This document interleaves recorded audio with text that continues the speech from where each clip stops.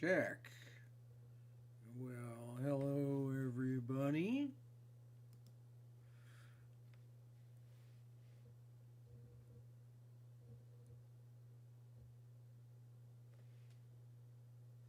Oh, come on. What's up with SharpCap?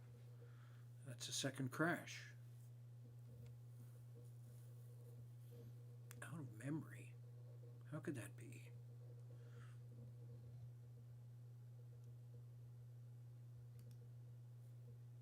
I've got plenty of memory. I'm not that old.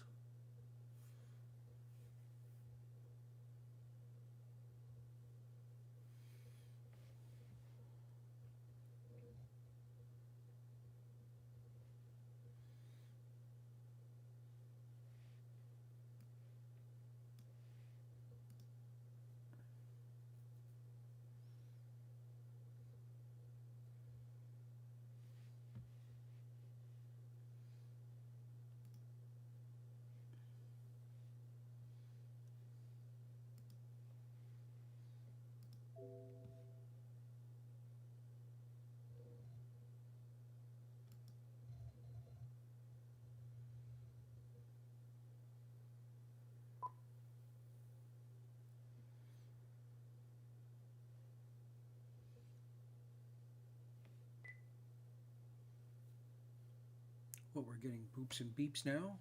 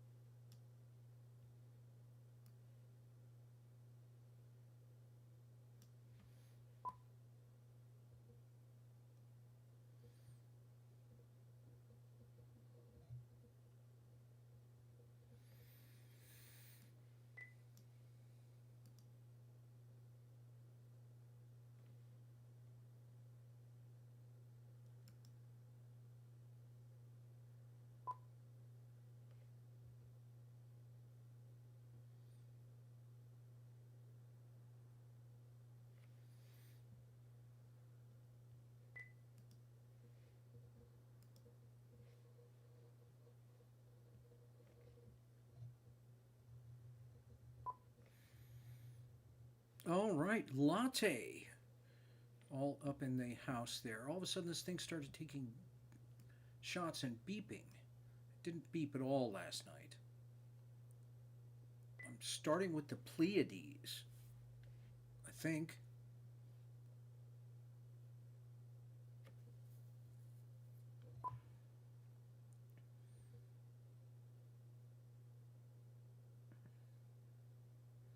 I did a really quick version of Drift Align, and it's pretty good. Here, I'll throw it up on the screen for a second while this is taking some photos. I've got all this on my other screen. That is pretty darn flat for a 15-minute Drift Align.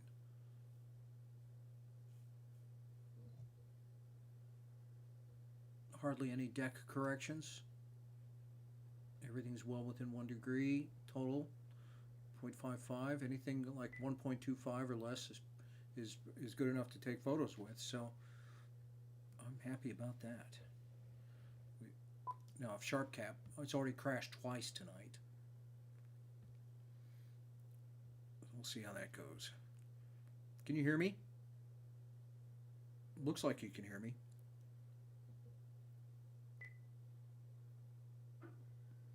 Yeah, I got Stellarium running here too.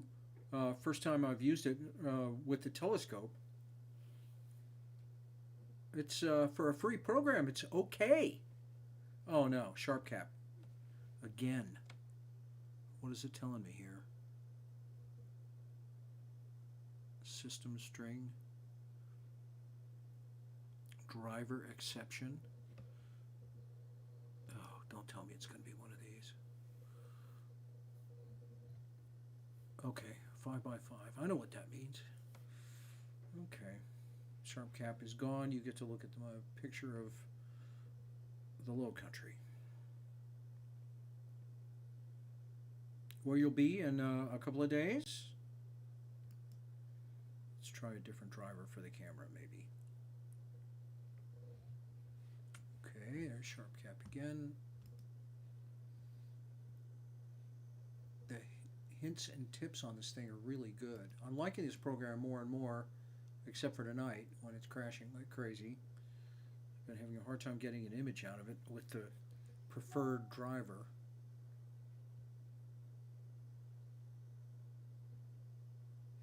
Okay, let's see what happens here. There's a full frequency deal.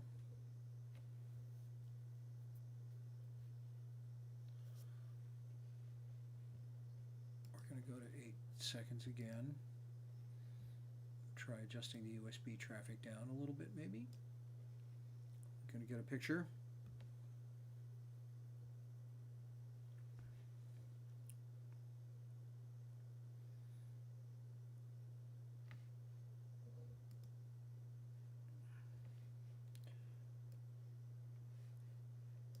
Get the LiveStack histogram on my other screen. Worked well last night. Well, there's a picture. Okay. I don't really need to turn on the camera cooling, but I will.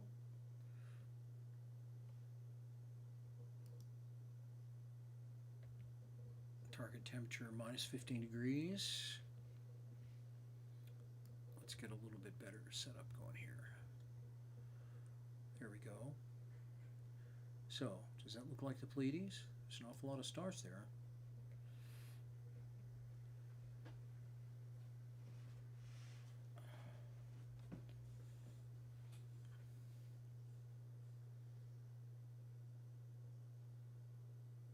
Let's do a plate solve.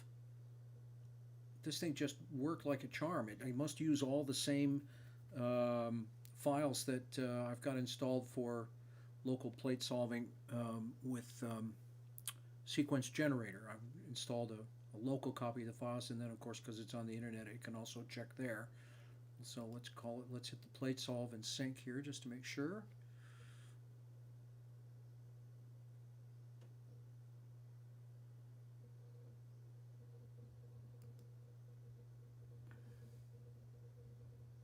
No, waiting for next frame. Okay.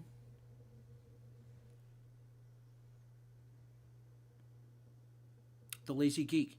Well, hey, Dave Carter, my two favorite Daves are in the room. Dave Carter, meet Dave Horde.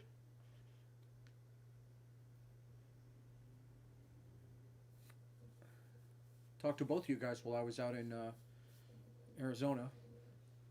And, okay, up here, so it's searching through a whole bunch of these pre-shot reference images. Oh, look at that. Okay, we got some kind of rogue thing in there. Plane. Elon Musk.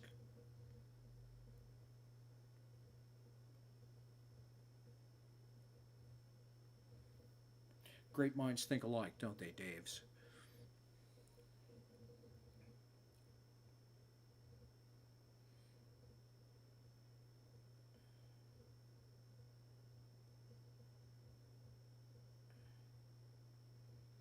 Solving, downsampling by 5, it says. I did this once before and it worked like a charm. It worked like a charm last night.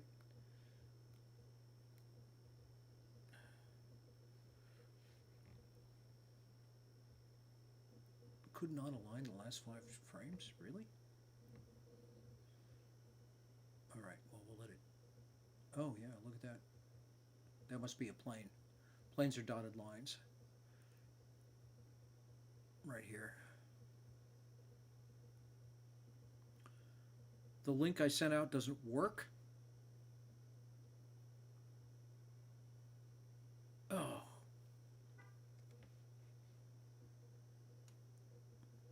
Well, it says right here.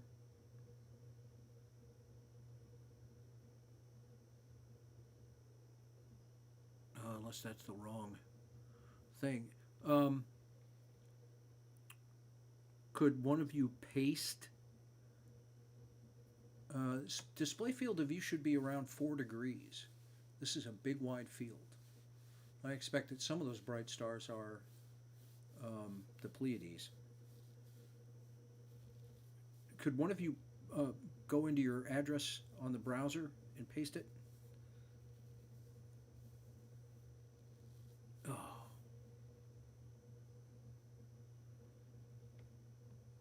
Now I'm going to have to send out another email. Okay. All right, hold on.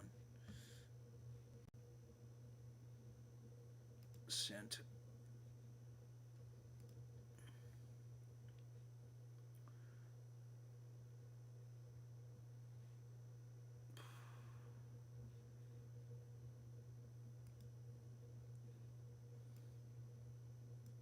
Come on.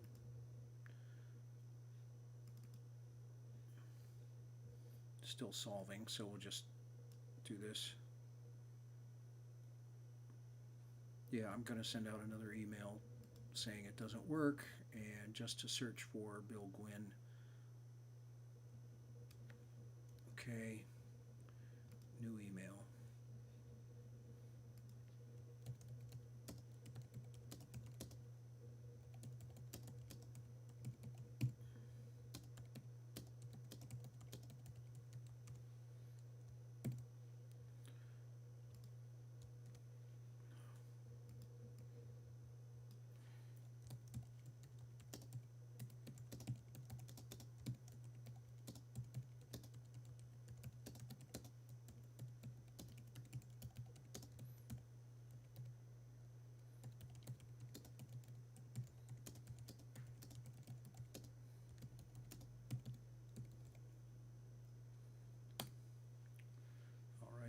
Copy all the addresses.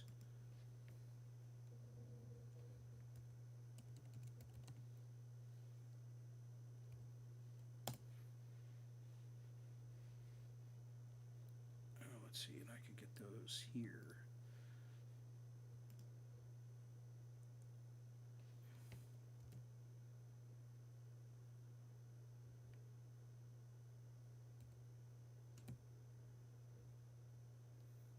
All right, I'm just copying the whole distro list, so my apologies if you two guys get it again. And that's out the door. Quitting mail to save some memory. All right, this thing's look like it's stacking okay.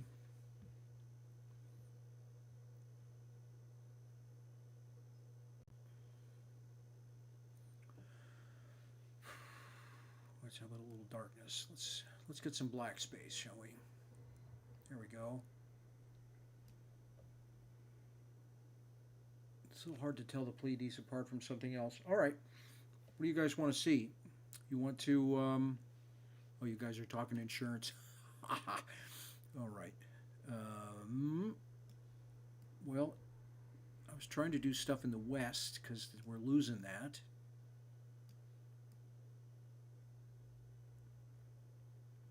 Do you want to see the maybe the Triangulum Galaxy M33? The full moon's out.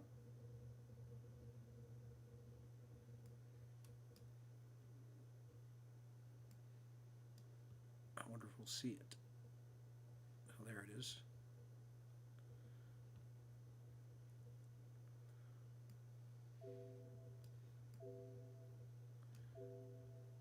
Oh, we got some kind of warning.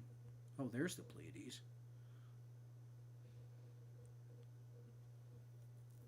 Holy crap. Okay, and I've got alignment issues all of a sudden. How about a better star? These things are so insistent. Okay. Well,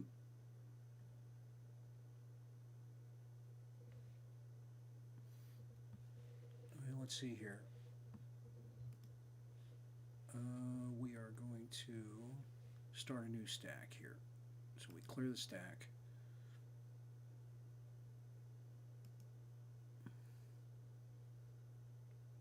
And maybe this will be the Pleiades. It's showing big time on the guide scope. Like here, check this out. That looks like the Pleiades to me. Oh, look at that. Do we have nebulosity around those things?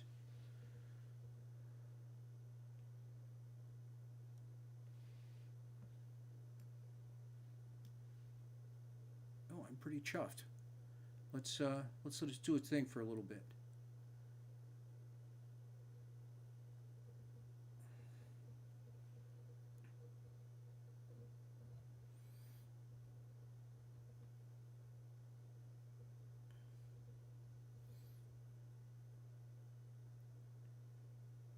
You know what I love about the Pleiades is this swoop of stars that comes right in here like this. Could not align. How could you not align that alignment? Let's do this. Let's use 10 stars instead of 15 stars. I'm checking out some of these highlight detected stars. Okay.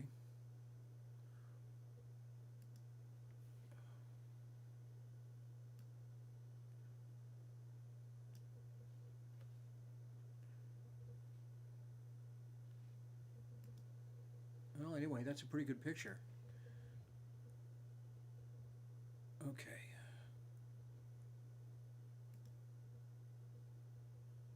All right, here we go. LiveStacking turned on again. Oh, and SharpCap has crashed a third time.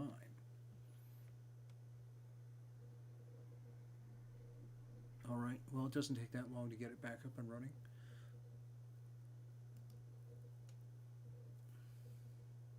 In the meantime, that was a pretty good view of the Pleiades. Let's go find this galaxy. Where are we at here? Yeah, right there. Okay. Stop guiding so it doesn't complain. And we go to current object and slew. Hopefully the telescope will do something decent. Okay, launch SharpCap again.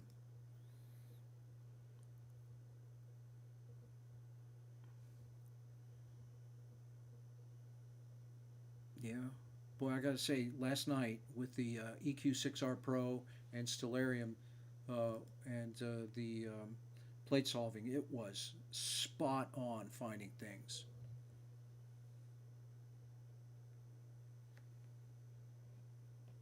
Why, yes, he is. Okay, camera.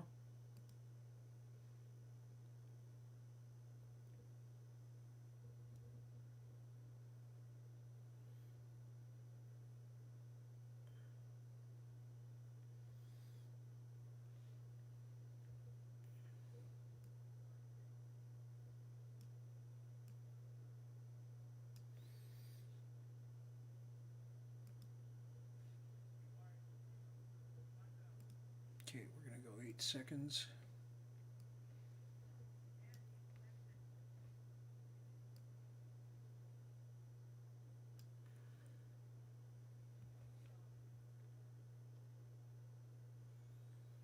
Oh, well, that's cool. Yeah, I had a good time. You know, I have an idea for a drinking game. Every time I say nebula, you have to take a sip. I've got one beer in the fridge.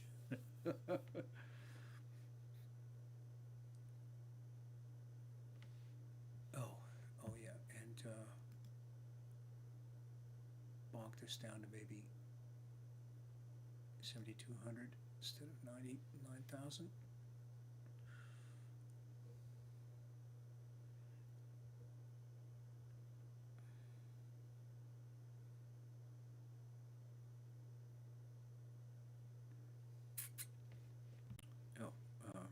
We should be guiding here.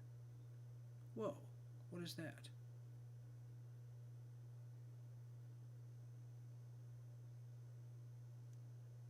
Oh, I must be pointing in the trees or something. I gotta go out and look at the scope.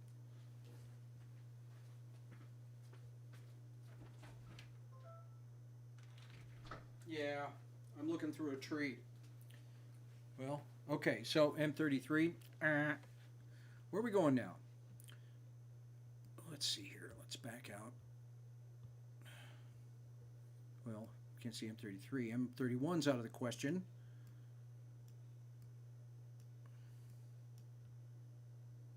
Well, okay. We got to look at the Orion Nebula. There's just no two ways about that. Saw this last night and it was pretty good.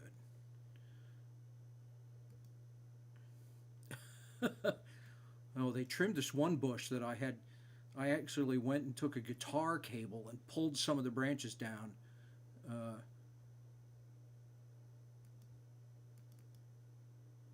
Okay, that's good. And load that current object and slew there.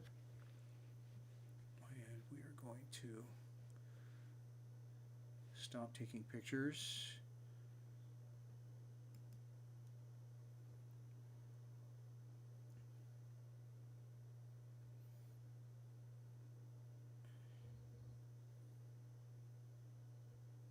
And there we are.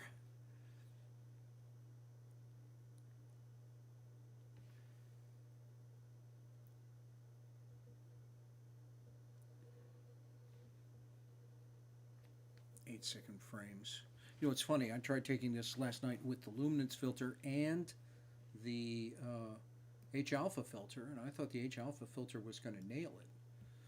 Maybe we'll try the O3 filter and see what happens. Get our cooling back on.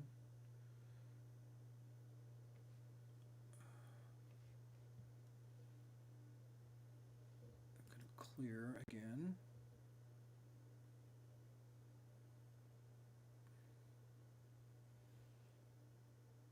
Still waiting for DJ Nebulas.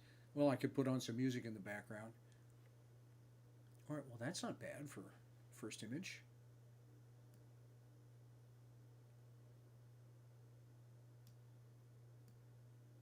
A little overblown, but that's 8 seconds.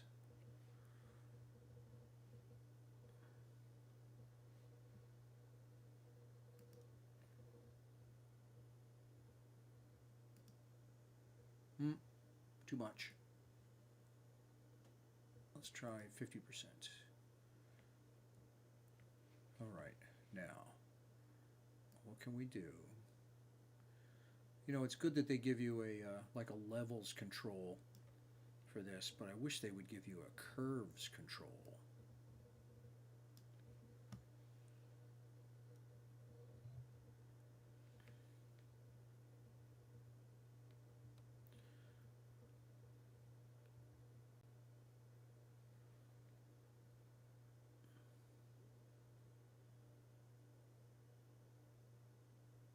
Are we stacking? Yeah, we're stacking. Okay, that's 2 8-second frames. You know, there's a bunch of satellites that go through the Orion area. Every time I do this, it's just crazy. Maybe we're being Starlinked.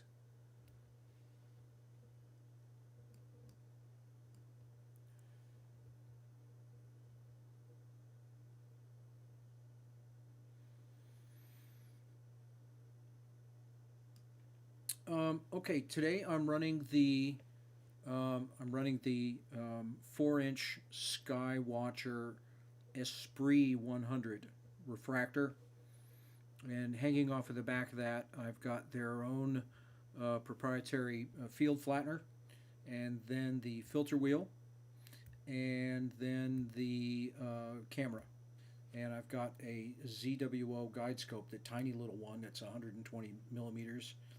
in the holder that normally the finder would go in, and then the camera is a QHY 600 mono camera. So that's why we're all in black and white. And last night when I was doing my testing, I was under the idea that if I was to flip between red, green, and blue filters, 2-inch filters, seven slots in the wheel, and you can see how I've got them laid out here in SharpCap. It's the triad filter, which is a multi-band narrowband. It's H alpha, H beta, and O3, and then a luminance filter, red, green, blue, O3, and then this will eventually be S2 if I can ever find one, sulfur. I'm still trying to figure out how I can get rid of the middle on this. Is there something I can do? Maybe do an auto stretch. Let's see what auto stretch does. Well, that's a little overblown, but not bad. Boy, there's a lot more detail there. Let's do this. Let's black it up a little.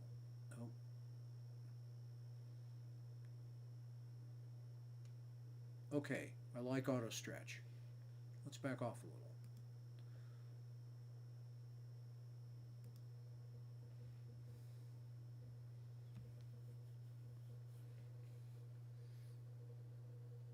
Well, I gotta say that looks pretty good.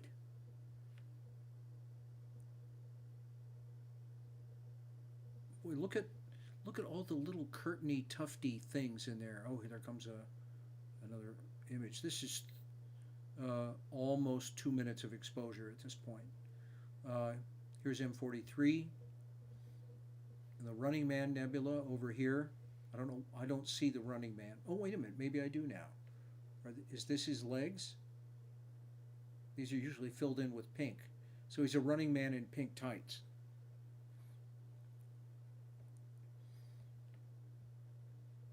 We just won't go there.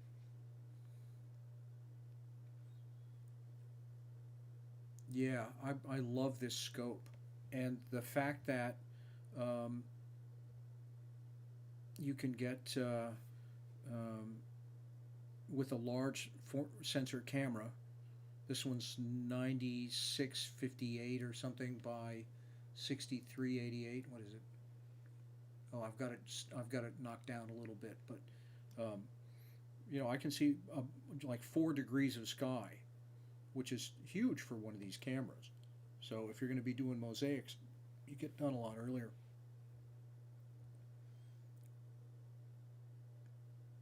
Well, this is working so well, I think we should try the horse head. You want to let this go for a little bit and see what we get? Do you want to? What about the? What about seeing it in O3? If I just switch and try and keep stacking, it usually tells me it can't stack. But there would be no harm in trying, would there?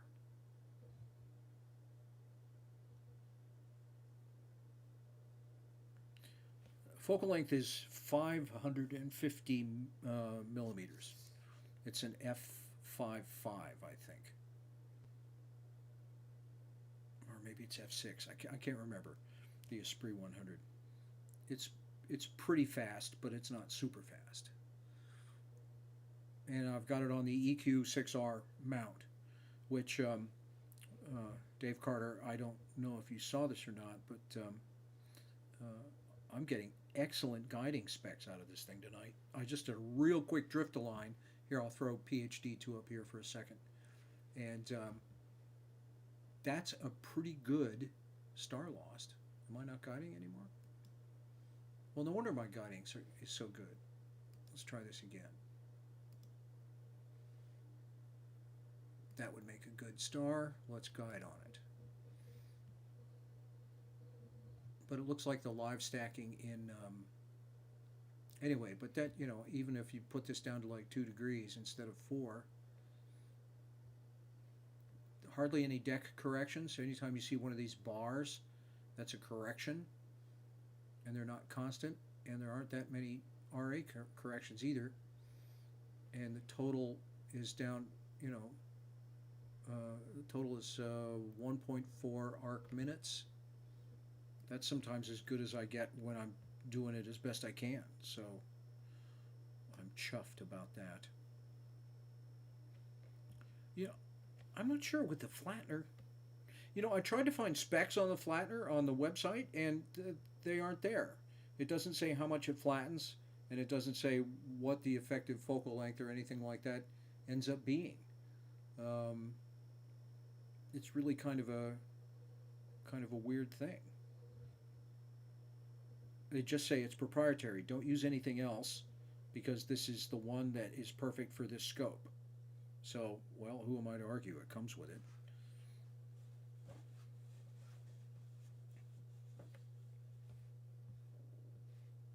Last 7 frames have not been stacked, it says. Could not align. Well, maybe that has something to do with the guiding thing. All right, well, that's good enough on this. Let's see what we can do with the horse head. All right, so stellarium on the other screen here. Back off. Take this short trip up to the horse head. Of course, you end up getting Alnitak and everything too.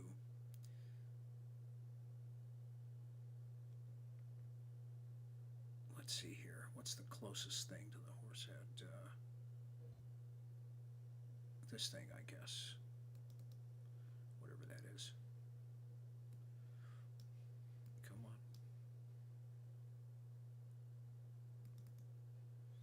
Okay. Then you have to load the current object into stellarium and hit the slew button. All right. And of course, you have to stop guiding because it's going to complain. All right, that was a short trip.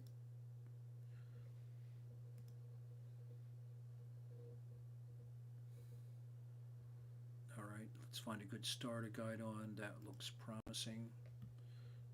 It's tempting to click on the really bright, clear ones, but that's not what you want.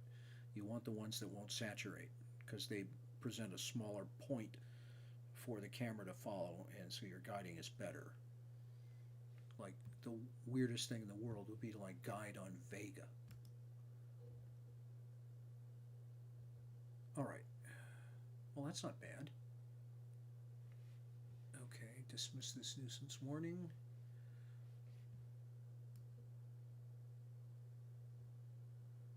Yeah, Alnitak is tough.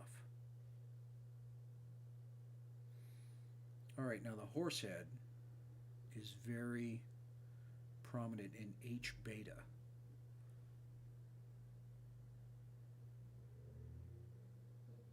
You can see it there, just barely. A few more frames and we'll lose some noise. This is a lot better than it was last night. I may have gone. The guide scope. The guide scope is one of these tiny little $100 ZWO guide scopes. You can't really adjust anything on it. Basically, it just has a hole in the back for you to shove the camera in there, and it's good to get a rotating helical focuser that you can screw on the back, and ZWO makes one of those for like $40. And for a short focal length refractor, it's a pretty good match. It's a little less than you would want in terms of focal length, but you know, it's good for a star tracker, or it's good for anything that's in the 300 to 500 millimeter focal length range. The rule, as I understand it, is that your guide scope needs to be about at least a third of the millimeter focal length of the scope that you're shooting through.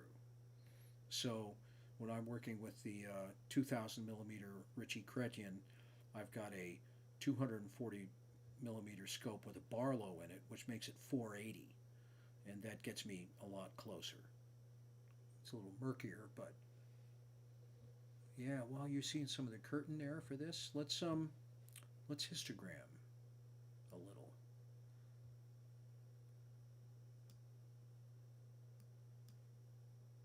Of course, Alnitak, that bright star, is just going to go nuts, but we don't care. There we go. Okay, so this is 64 seconds of exposure. 8, what are we shooting here? 8-second frames?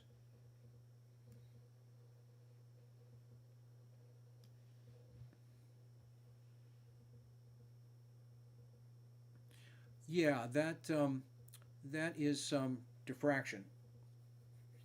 Happens on super bright stars. They just overload the detector, and the optics can cause that too. Um, I don't see it this bad on the images that I take when I just save the raw images. You can take steps when you're processing the image to keep the stars from doing that. But if you do like, really aggressive all-in-one kind of histogram work, like the way you do on these live stream things, they it's real easy to overdo it, and then the byproduct is you can't control those super bright things. So when I'm working on image processing, I'm always looking at the top end of the histogram and making sure that things don't go crazy there, because with as many different stretches as you do, you don't want to you want to stay out of that area. Otherwise, you end up with that. That star is called Alnitak. It's the leftmost star in Orion's belt. And this is the Flame Nebula here. This has got some IC number here. Here's the horse head. And then all of this curtainy of stuff behind it is IC 434.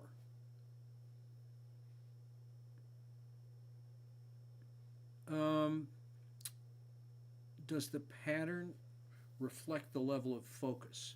No, I don't think so. Um, it has more to do with angles and stuff inside the optics. And I know that if you're doing the RASA, where you have to have a wire coming across, maybe 2 wires coming across the objective, they say to put those at 90 degrees so that you get 90-degree diffraction patterns. So you have, like, there's 2 wires that go to your camera, the power for the cooling and then the data. And they say if you just let those go off in some weird way, you end up with diffraction spikes like this. But if you have them go at 90 degrees, you get the perfect diffraction spikes where they go 12 and 6 and 3 and 9.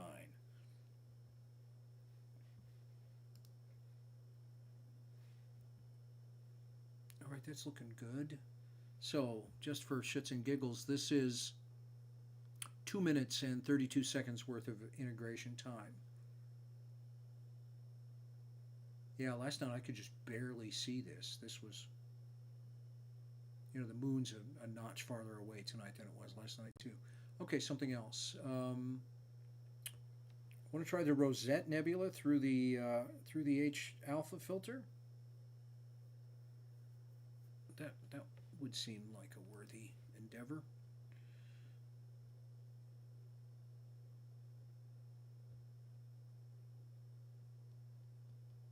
Okay, there's M78 up there. I've been trying to get that for a year. Okay, Rosette, you're in Monoceros. The Unicorn. There you are.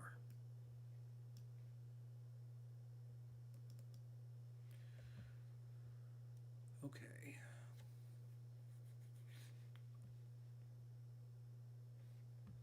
I might save that stack there. We'll see about that. Okay.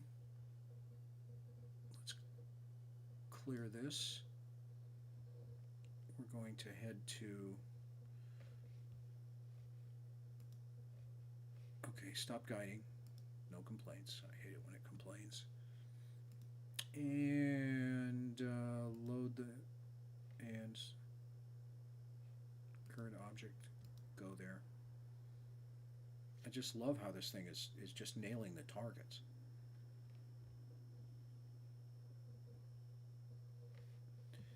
All right. LiveStack reset. That's going to look terrible. Clear again. All right, we're going to switch the filter. So we go over here and go to, well, there it is in the luminance filter. Let's try doing the triad. Click on triad, filter wheel goes. And we're going to need, it's really hard to get a signal through the triad, so I'm going to take the exposure up to 30 seconds. And we're going to get rid of that one.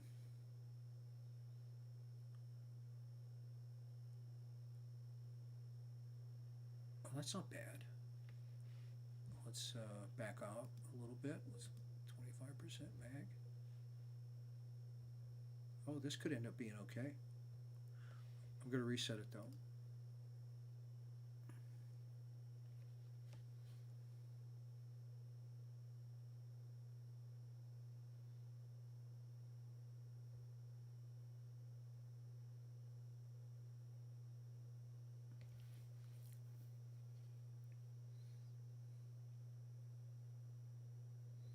All right.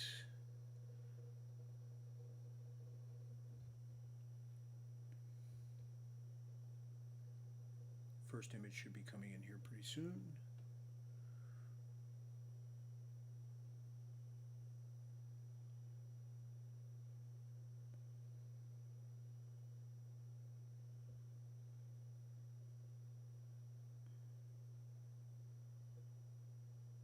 All right, well, we got the star cluster.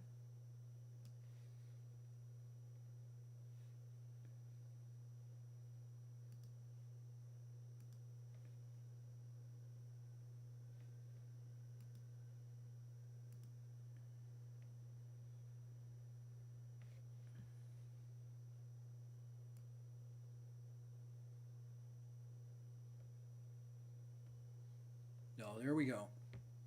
Histogram. Oh yeah, you gotta love a good filter.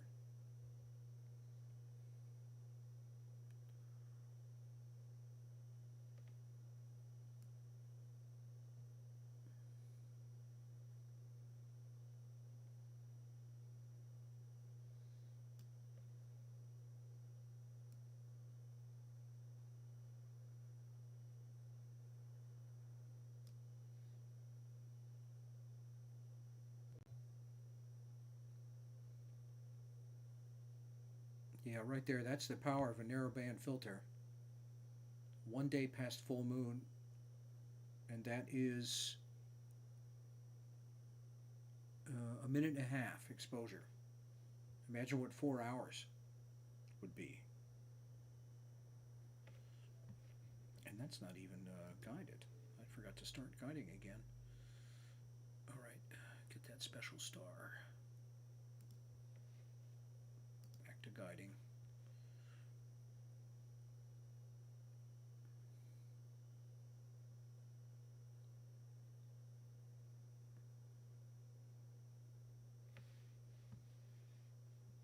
I wish these notices would go away.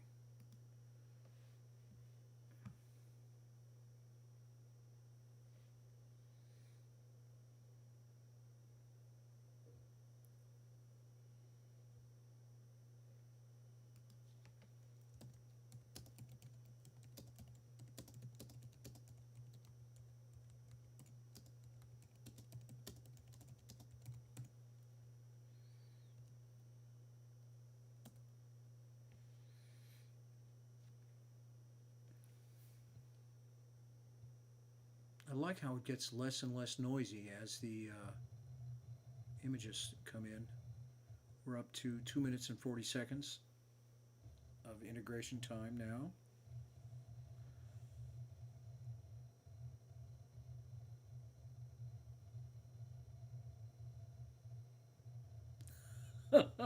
Yes, that is the solution, Dave. Get 4 scopes and 2 mounts.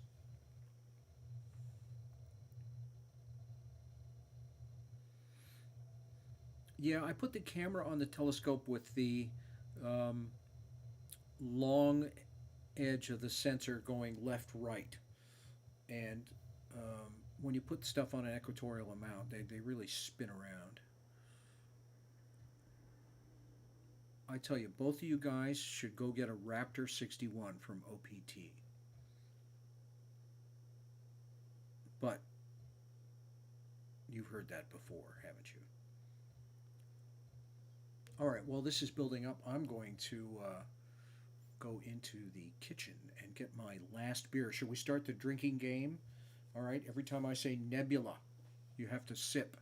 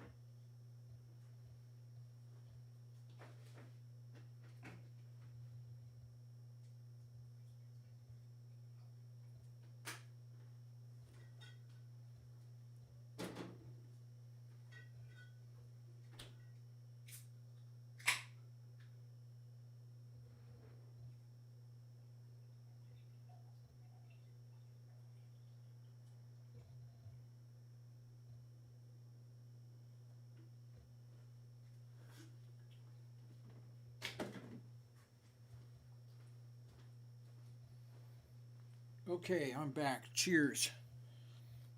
I've been drinking this Blue Moon, but you know how if you get Blue Moon in a bar, they always put an orange slice in it because there's a little bit of orange peel in the beer itself. So, well, I'm not the kind of guy who keeps garnish around. So, I put a splash of orange juice, or sometimes more than a splash of orange juice in the bottom.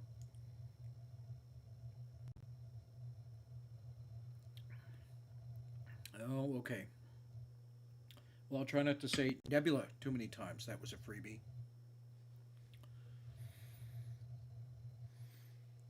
Oh, here now I got something I want to show you guys. Now check this out. Did you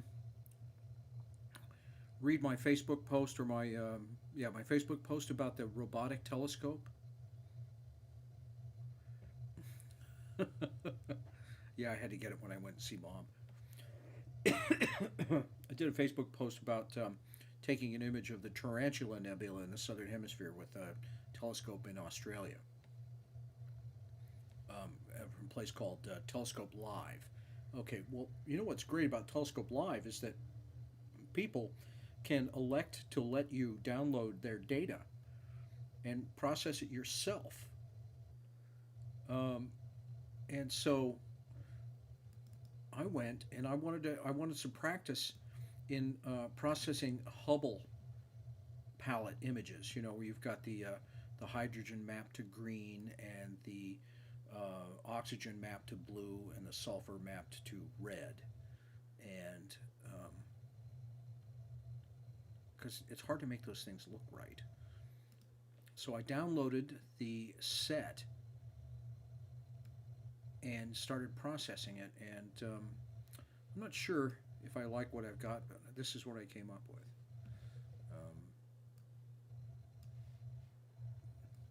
so I'll kind of put this up alongside the other one. There we go.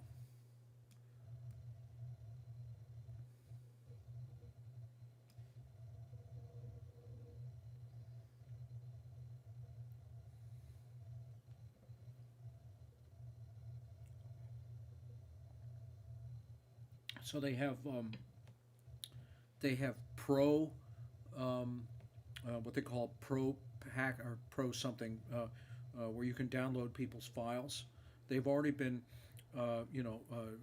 darked and flatted and degradiented and all of the pre-processing stuff. So you just get, and they're long images. They're like 5 minute exposures. You get, let's see, what did I get here? I downloaded.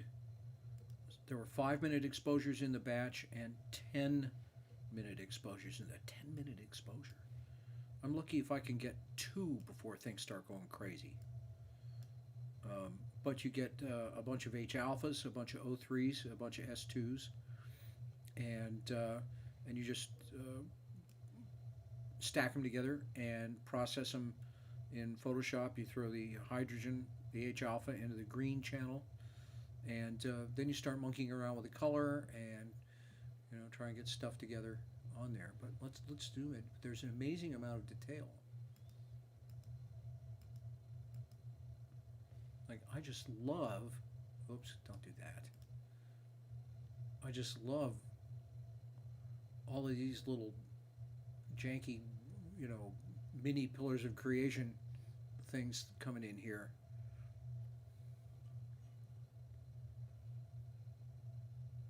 Thank you, Placera.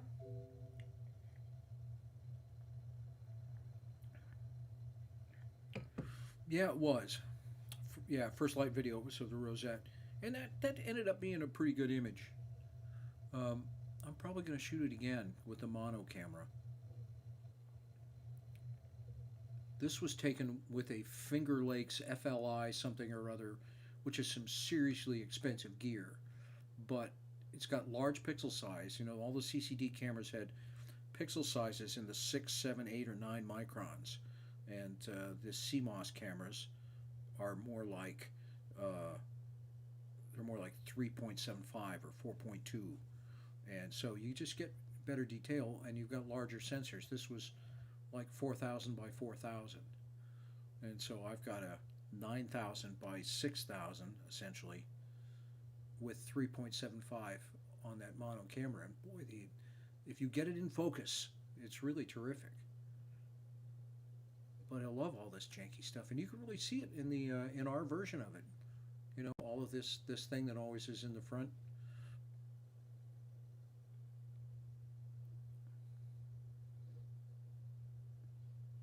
Anyway, that was cool. All right, new object.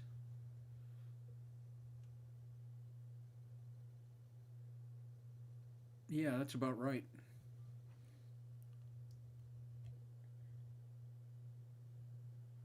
All right, stellarium. Back to that. What's in the neighborhood here? Well, we're having such good luck with these nebulas. Do you want to try the cone and the Christmas tree cluster? That's right nearby, just north here. I believe this is it. You know, I'm having a hard time getting my labels together. Where's the deep sky labels? There they are.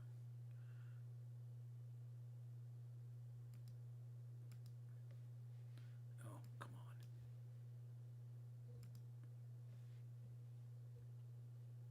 Oh, Hubble's Christmas tree cluster. This must be it right here. And the cone nebula would be right next to it. All right, let's go there. Let's stop stacking. I'm going to save that. Even though it's black and white. Why not?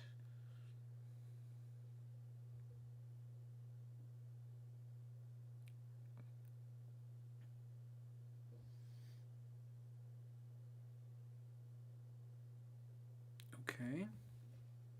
Now, current object, go there.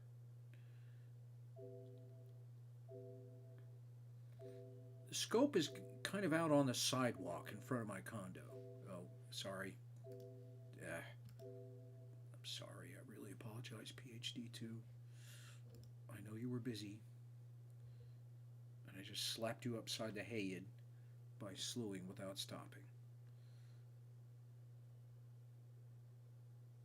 Okay. Guide on that. The temperature is about 40 degrees Fahrenheit. The temperature of the camera, do I have cooling turned on? It should have been minus 15. Yeah, I've got the camera down at minus 15 centigrade. Well, they're all inside. I've basically, 2 of the legs are in my little planter area out in front of my porch, and 1 leg is sitting on the sidewalk, just barely, just enough so it's on cement. And there aren't that many people going by. I think people kind of look at it weird as they're driving in and out, because the only road in and out of this condo complex goes right past my place, and I'm at the mouth of it. Okay, there you go.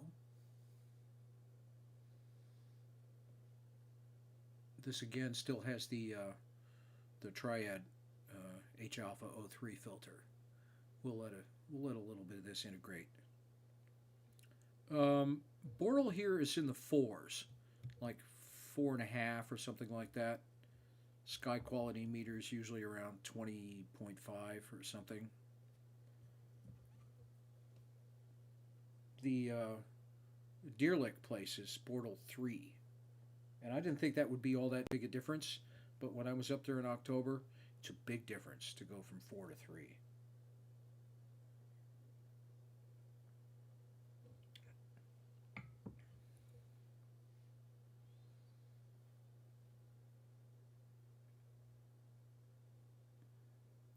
This was also a picture on the Rasa First Light video. I shot this very closely after that.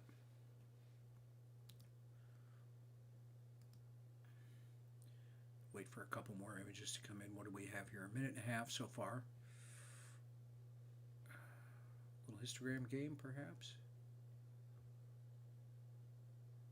A little bit of that.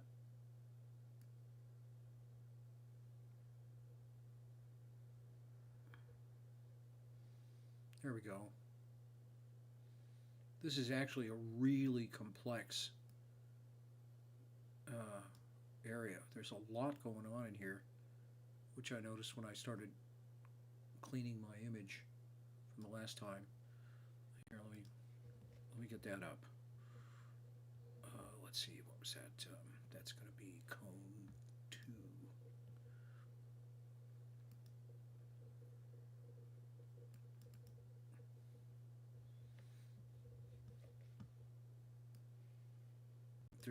There's just so much going on in here. Let me get it a reasonable size. So this was done with the Rasa. I'll just put it in front.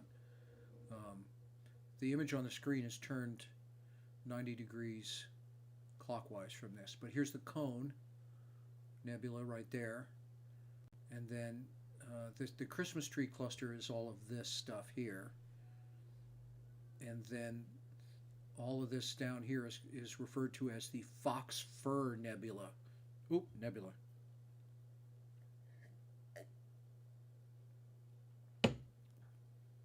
That's good.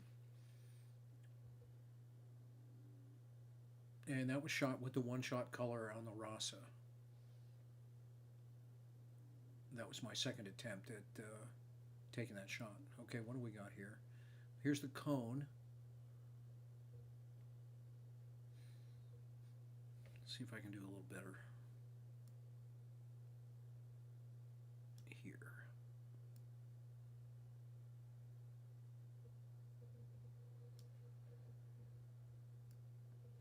This is no time for subtlety. Okay, now we're starting to get it.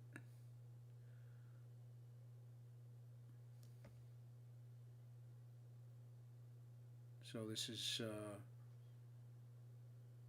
3 minutes integration.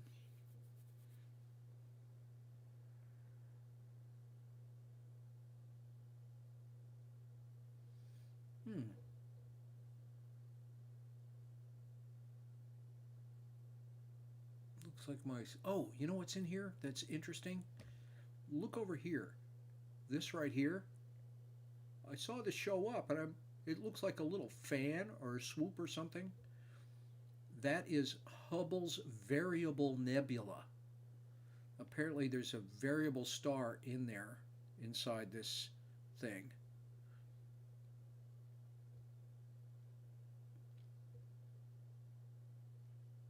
Okay, the deal with the Marriott is I've been hired back at the Barony on Tuesdays, and they won't allow any indoor activities, but they'll allow outdoor activities. And they'll allow the stargaze, but I can't bring a telescope. So, because I guess they're freaked out about people with seeping eye wounds or something. Anyway, so they say I can give like a laser tour of the sky, which I've been doing, but I made up a scale model of the solar system. I made up placards and 11 by 17 size things, put them on boards, and I got sticks on them. And I Velcro them to the fence along the Barony, and I put them out at a. Yes, I'll be there this Tuesday, Dave. And I put them out at 1 inch equals a million miles. So, Mercury ends up 39 inches away from the sun, and all that stuff. And boy, you really see how compact the inner planets are, because things start spacing out really big after Mars. And by the time you get to Neptune, it's all the way down the fence, past the boardwalk to the beach, and then onto the other section of fence. It's 253 feet to get to Neptune at 1 inch equals a million miles. Well, that's pretty cool. You can see a lot of stuff there.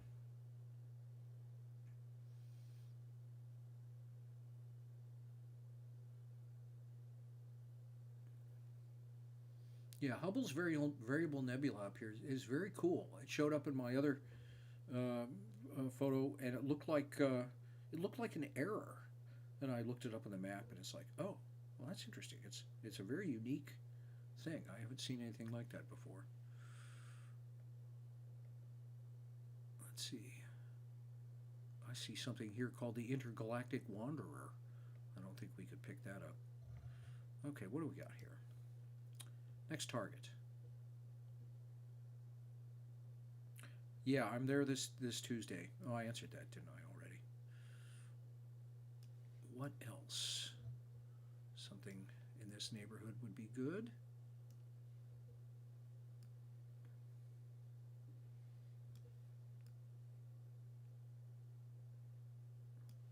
Got any requests?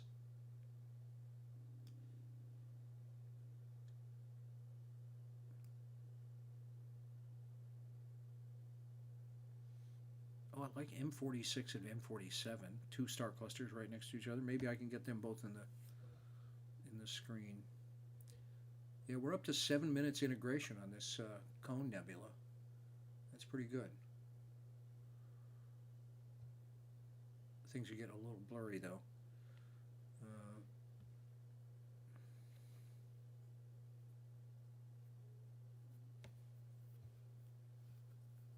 Yeah, it really looks cool in the in a real photo.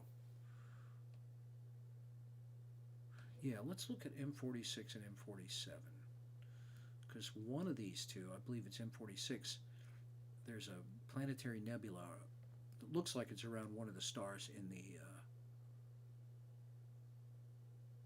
Yeah, it's M46. All right, right in between them. Okay, I remembered. Stop guiding, so it doesn't complain. Stop guiding. Load the new object. Slew. Stop the stack.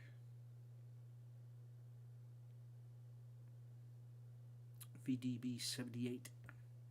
Oh, Dave, the Andromeda Galaxy was set. Well, it wasn't set, but it was in the trees when we tried to see M33.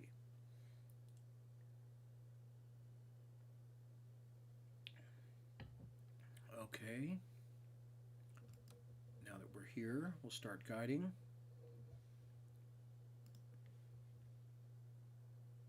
This is two open star clusters that are right next to each other. Well, what happened?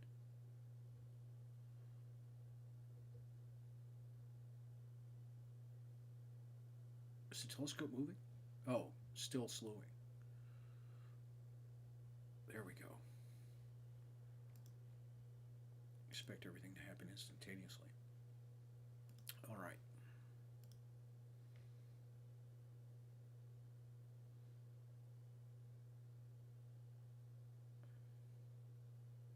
Guiding again. Clear. Now, okay, back to regular. What's going on, SharpCap? Clear. Ooh, not good.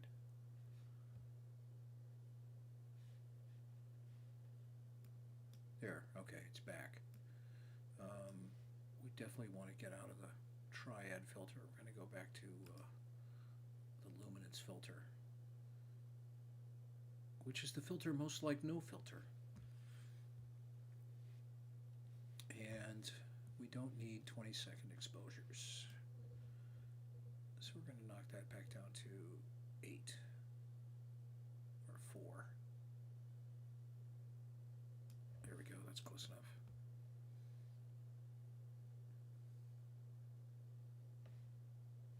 And we're going to reset the histogram. All right. Oh, and we need the full. These clusters might be a little too far apart to see them both at the same time. Let me reset for my widest field of view, 9576 by 6388.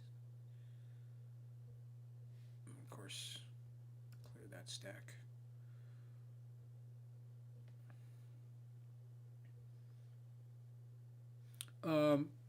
No, SharpCap is the camera control, and I'm using Stellarium, which I just recently got working. I'd had it for a while, and I couldn't find the way to keep it from taking over the full screen, so I finally saw that. Yeah, okay. Oh, and it has crashed again. All right, well, we'll get it back up. It doesn't seem to take all that long.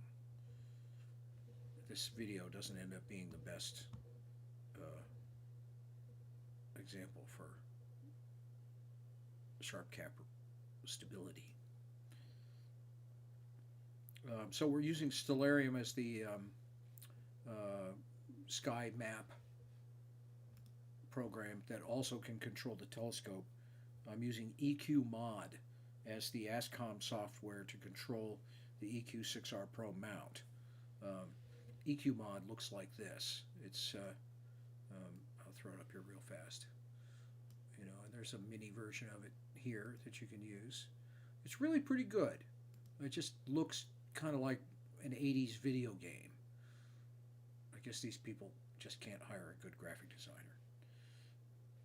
So, anyway.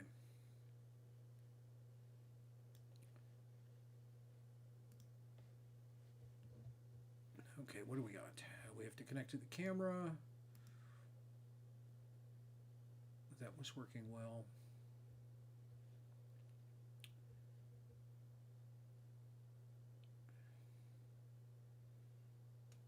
This might require camera rotation, so we'll not do that.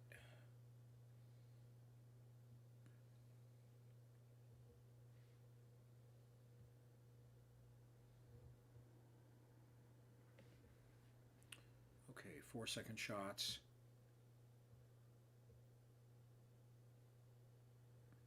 Yeah, Dragon. Is that your suggestion for?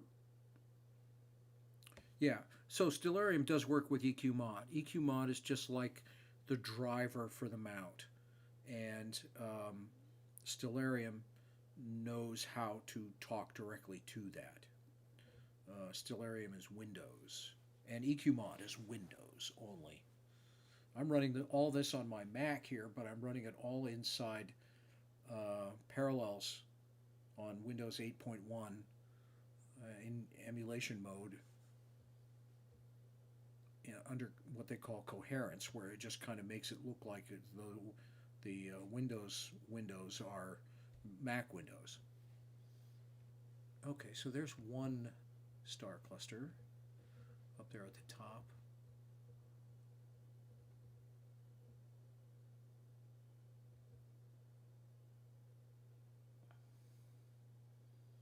Wonder which one that is. Gonna have to zoom in.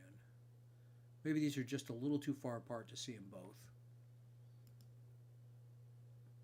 All right, well, let's look at the one. Oh, there's 2 planetary nebulas there. Ooh, nebula. Drink. Let's go here. Oh, come on. All right. Stop guiding.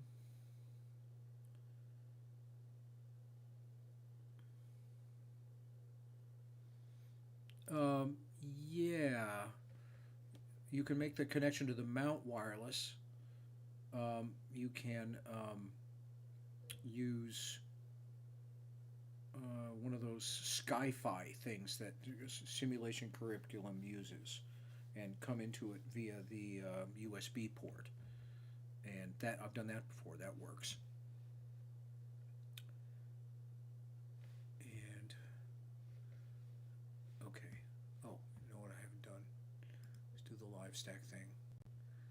Go get the histogram out of the image, and I've stopped guiding. We're going to go to the new object and slew over there. Oh, come on. Boy, it's real easy to misclick in Stellarium.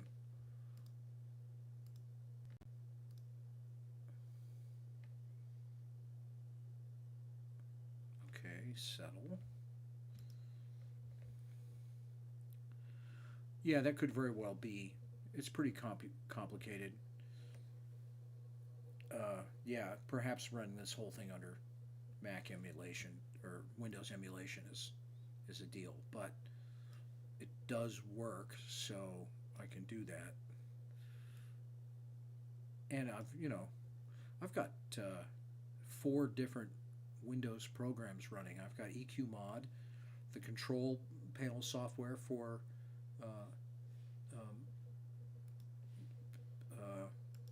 the power box, the Pegasus power distributor box that's up there. And then I've also got PhD2 doing the guiding, and Stellarium is running this. But then on the Mac side, I've got the streaming software and the YouTube window with the chat in it. So there's a lot going on here. All right, so let's see if we can see these Planetary Nebula in here.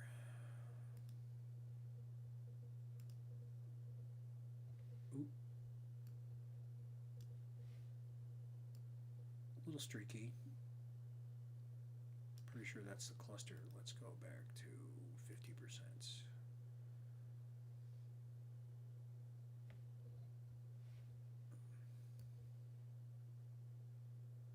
Or could that be both of them? No.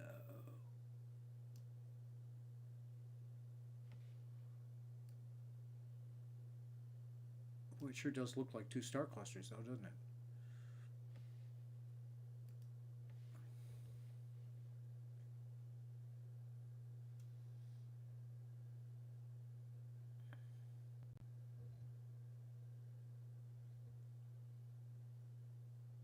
Oh, okay, I'm getting warnings about this. It's not stacking well. So we're going to clear the stack and start over now that we're settled.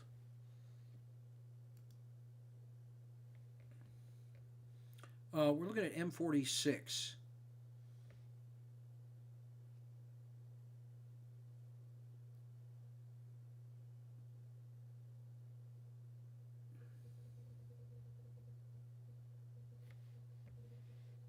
Let's back off a little bit more. The open star clusters really aren't fun to look at unless you've got some space around them.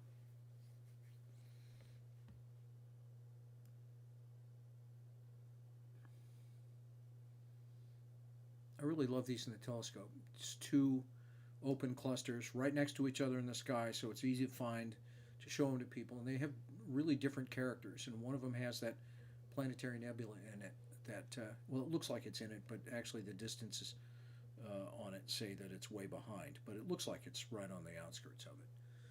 And I always like to do that as a challenge object. Hey, can anybody see anything that's wrong with the stars here? And some people get it.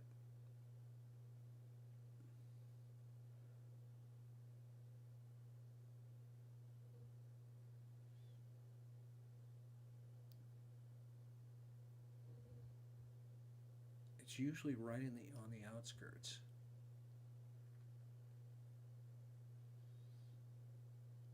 Based on the way things have been going, it should be kind of here. Oh, Bad stack. What happened there? Oh, I lost my guide star. How did that happen? You should see the PhD guiding screen when a car goes by. Even though I've got like a toilet paper tube extending the the dew shield for the guide scope when cars go by, especially if I'm pointed down low at all. The whole finder or guide scope thing just lights up from the headlights. Hey, it's urban, it's street, man. Let's see what else we got here. Well, that was really not a great choice, I gotta say. Dave, you've got Stellarium up. Dave Horde, what? Oh, Thor's helmet. I wanted to do that. Seagull Nebula is here. I think I missed Thor's helmet this year.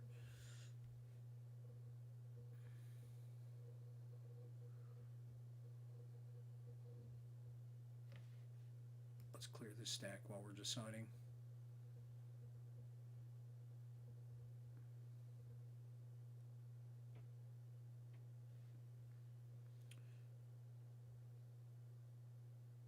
I have a pretty good H alpha layer of the Seagull Nebula.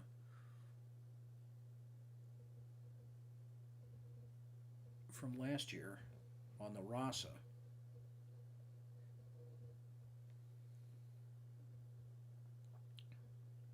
Seagull Nebula.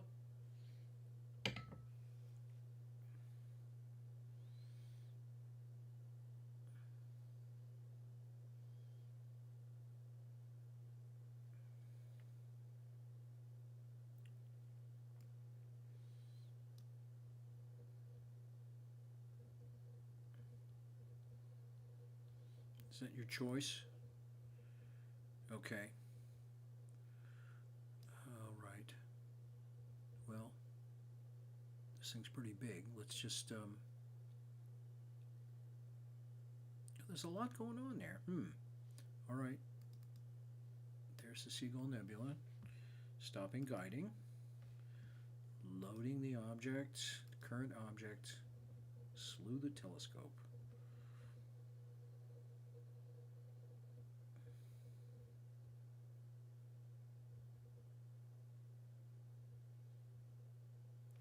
Taking so long. It worries me if it decides to go like the wrong direction or something. I'm going to look out the door.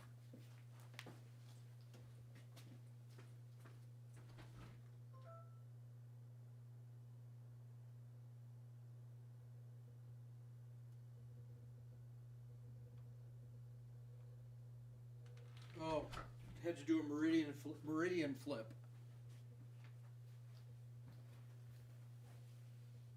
Flippy, flippy, flippy.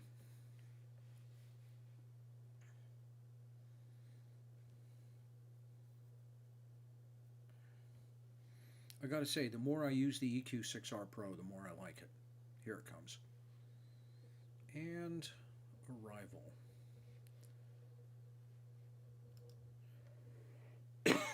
Excuse me.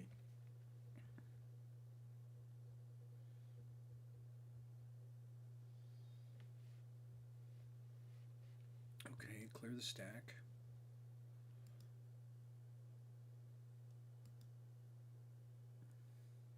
Okay. Let's I think we're going to need the filter. Let's go back to the H alpha filter. No, let's try the O3 filter.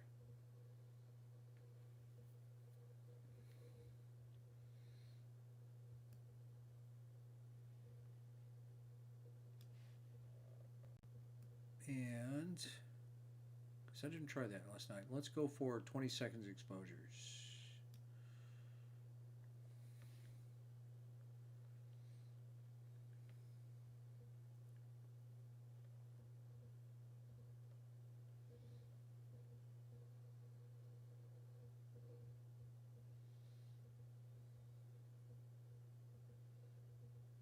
Okay, here comes the first frame with the O3 filter. Probably tell me you can't stack it.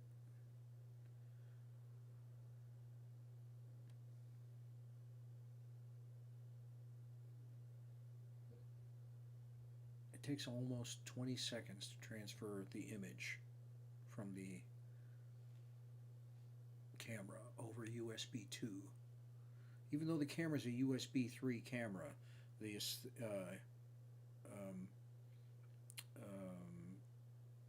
USB 2 is what the speed of the USB over the Ethernet cable is.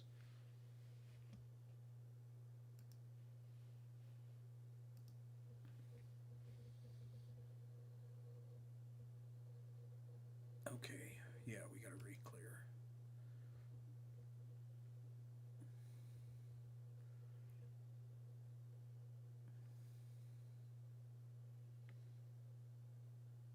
And you were asking about wireless. So yeah, you can control the mount wirelessly, but then how do you get your pictures back? Well, if you had one of those ASI Air boxes, um, which you can only use with a ZWO camera, by the way, um, then you can control it from an iPad, and you don't have to run wires out the door the way I do. But you also have to consider power, and I've gotten to the point now where I can't shoot on batteries anymore. Um, the the dew heater stuff, plus the cooling for the camera, plus the computers and all that stuff, I can only do about 4 hours out. And even if I use the car battery to power the computers and stuff like that, by the time you get set up and drift a line and really get the polar alignment right, you only have about an hour and a half of shooting, and then your batteries are down at 40%, and they start complaining, and everything just kind of goes crazy.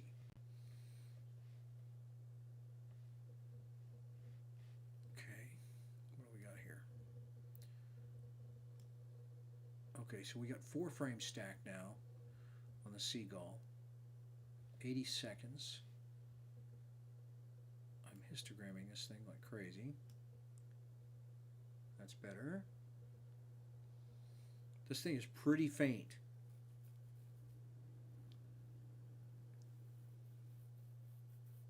Yeah, I was thinking about that. I had kind of an exciting week in Fantasyland this week. The church band that I mix had a band party at this. It's like a church camp that the father of somebody in the church band owns. They bought it from International Paper. It's 800 some odd acres out by Richland, which is out there across I-95 and out into South Carolina a little bit more. And I tried to convince them to let me pour a 9-foot by 9-foot observatory pad and put one of those next dome things out there and park a camper out there. And that way I could leave a scope on a mount out there full time. It would be permanently polar aligned, or at least reasonably decently polar aligned every time you show up. But I don't think they're going to go for it. Oh, but that would have been so good. Man, I was ready to spend some money too. All right, let's go to full size here. We're going to need full size. And what are we up to now? We're up to 3 minutes and 2 seconds. Let's. Do we see anything that looks even remotely nebulous? DJ nebulous even? Wow. This was really tough with the 11-inch scope. Let me just. Okay, I've already stretched it once in the stacking thing. Let's try this too.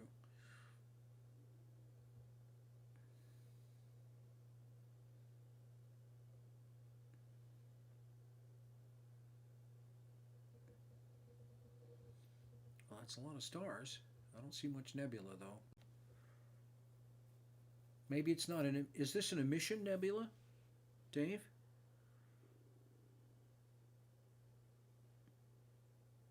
NG 1931.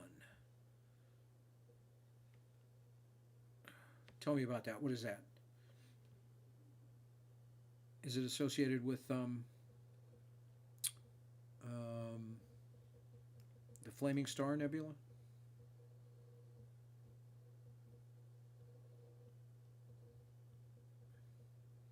Oh, no wonder. If it's a reflection nebula, then O3 is the wrong filter for this. Let me switch to the luminance filter. Shifting. We'll see if this will stack. Probably not. It's never stacked when I've shifted filters in the middle of a live stack. Expecting an error. Well, I've got this stretched like crazy too.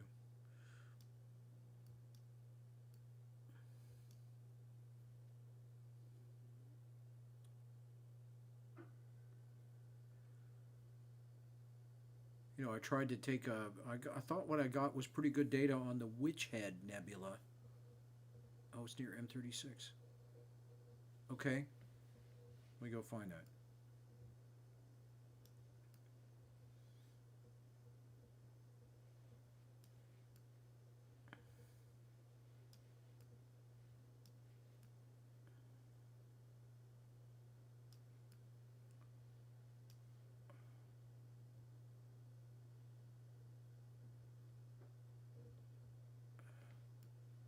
Oh, there is a name for my cluster. I named... Oh, boy. Come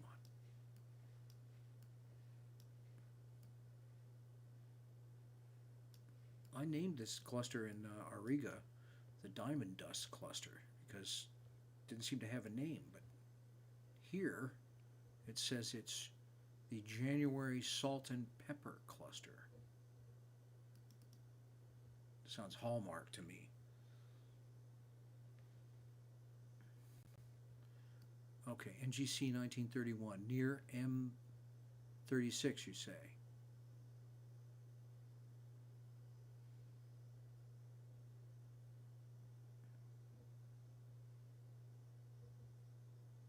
What is it, a star cluster?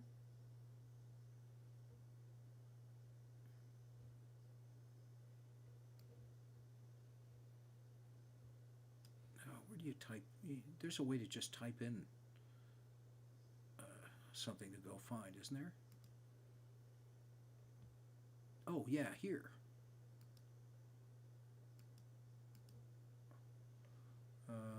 NGC 1931. That's what you said, right? Yeah. Oh, that is M36.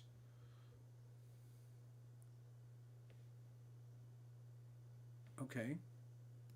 Yeah, I love this cluster.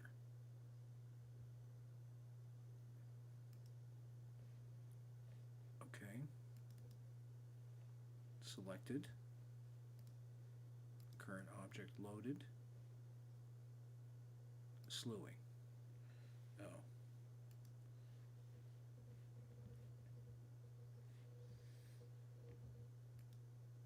Yeah, okay, so definitely luminance filter for this.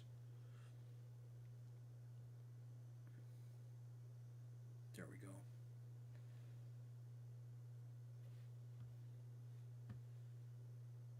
All right, what's our stacking? 20 seconds. Let's take that down to 8. I like this prefab menu that they have 8 seconds.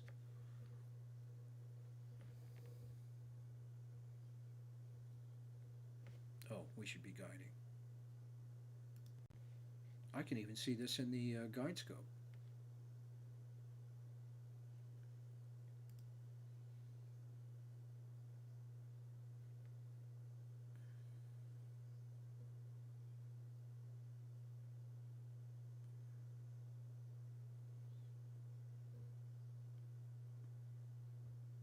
Do we see it here?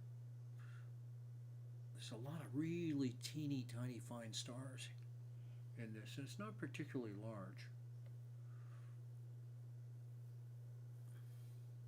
This is the full camera frame now too.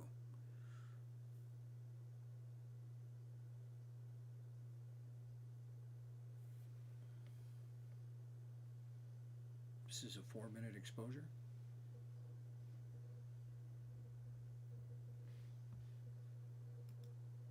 think this is not actually what we're looking at all. Clear. Yeah, I heard you. Oh, are you going to crash again? No, there it is. Yes, you are going to crash. All right. But that's going to work. We know we're on it. Okay, one more time.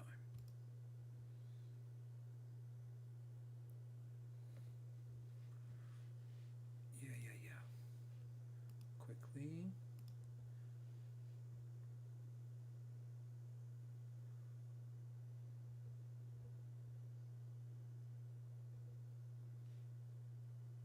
Yeah, I know that. Okay. There's the, let's get the right, let's go for something a little smaller, a little easier to manage. SharpCap's really good at just using the part of the sensor that you want. You know, they call that ROI, region of interest. And, oh, get the LiveStack going. There it is. I love this cluster. In the eyepiece, the reason why I call it the diamond dust cluster is because it looks like somebody just took, you know, flecks of diamond just went poof on the sky. And of course, we've still got the wacky histogram from, there we go, left over from the seagull with the wrong filter. Yeah, that's what I'm talking about. Oh, wrong way. Yeah. This is one of those clusters with so many homogeneous stars. And it actually looks better if you don't have it pumped up quite so much.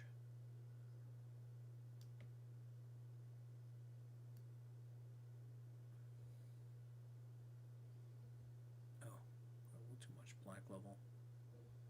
Take it all the way there.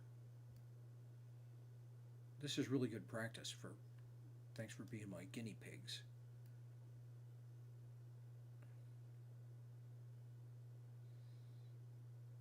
Oh, really? It has nebulosity?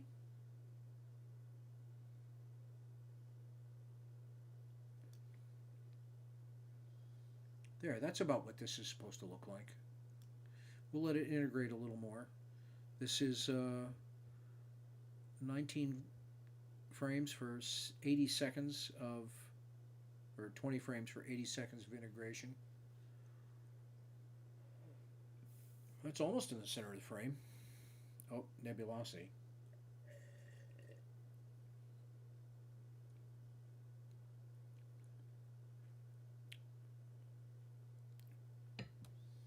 Yeah, I love this one. In the eyepiece, it really stands out against the background, and all the stars are pretty dim, but they're very tightly packed. But it's still definitely an open cluster.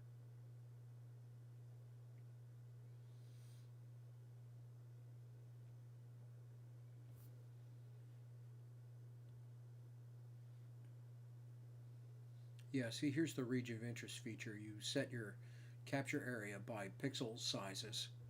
You can get square, rectangular, and then you can put it inside your main field of view, which would be the full 99653 by the 6388.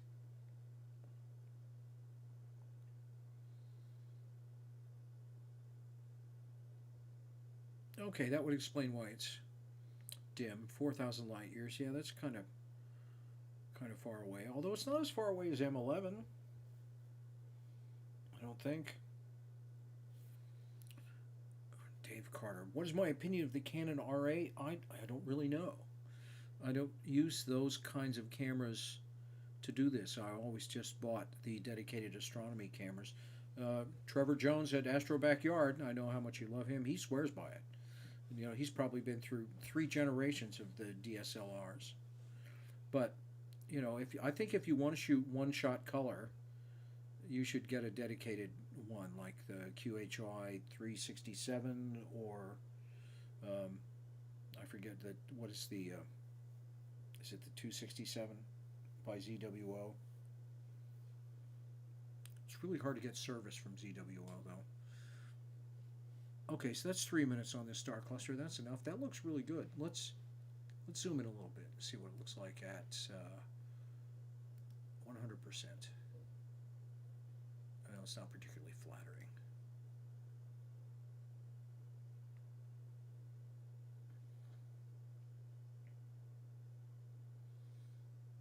Yeah, well, that's true.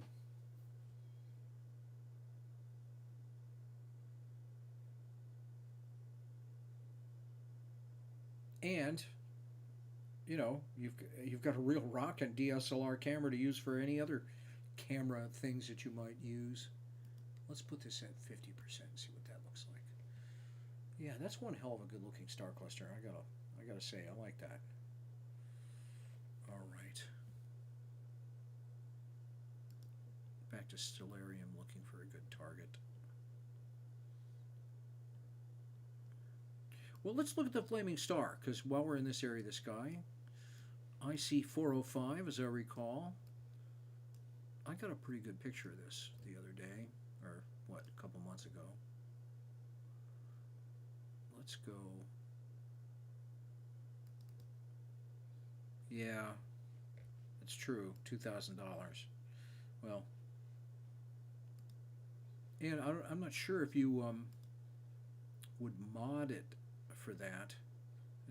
They've got some kind of like clip-in filters that do IR filtering, so you don't get infrared bloated stars.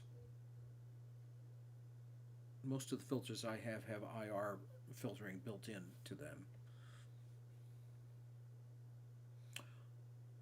Well, the good thing about using it for astrophotography is you don't need a lens. You've got a $2,500 telescope as a lens, or a $1,000 telescope as a lens.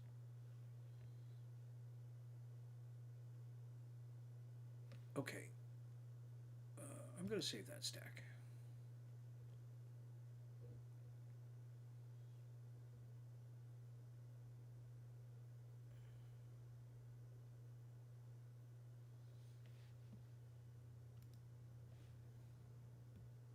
Maybe I'll do some kind of blog post about the show.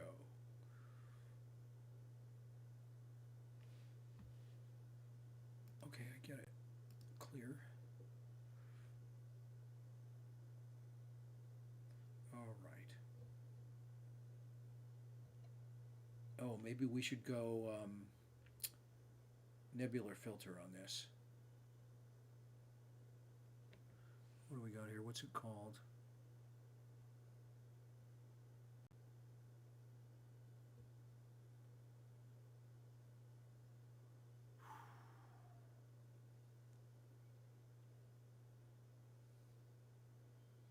Oh, I'm starting to see it here. And we'll just leave it on this. We got pretty good results with. Let's extend our. Let's could put our exposure up to 15 seconds. This thing's pretty dim. It'd be really nice if we could see that ribbon of nebulosity around the flaming star. I believe this is the flaming star itself right there.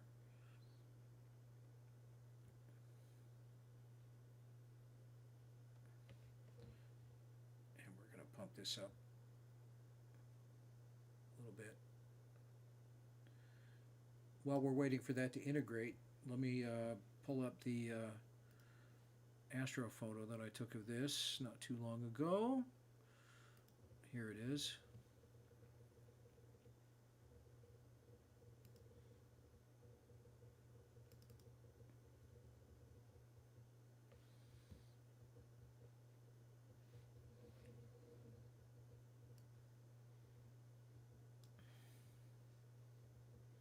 This was done with a mono camera.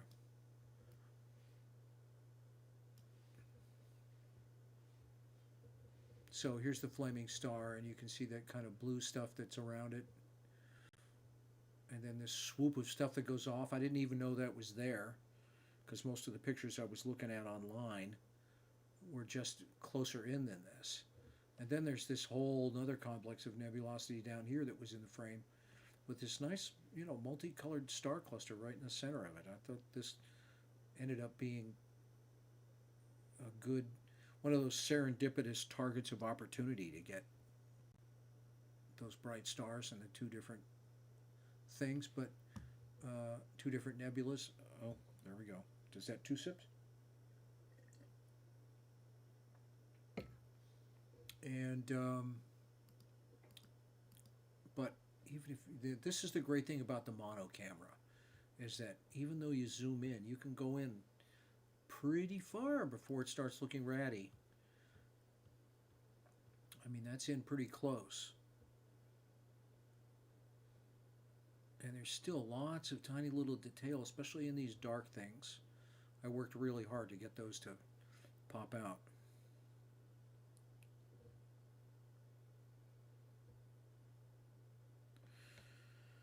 Okay, well, putting the 18-inch Dob out on the sidewalk is a no-go.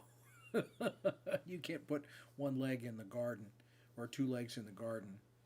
The Ritchie Chrétien doesn't see enough sky to see some of the stuff that we're looking at, and a 2,000 millimeter telescope is a lot harder to get together, and I wanted this to be as trouble-free as possible and as little about the equipment and more about seeing stuff, and so I decided to go with the most likelihood of success.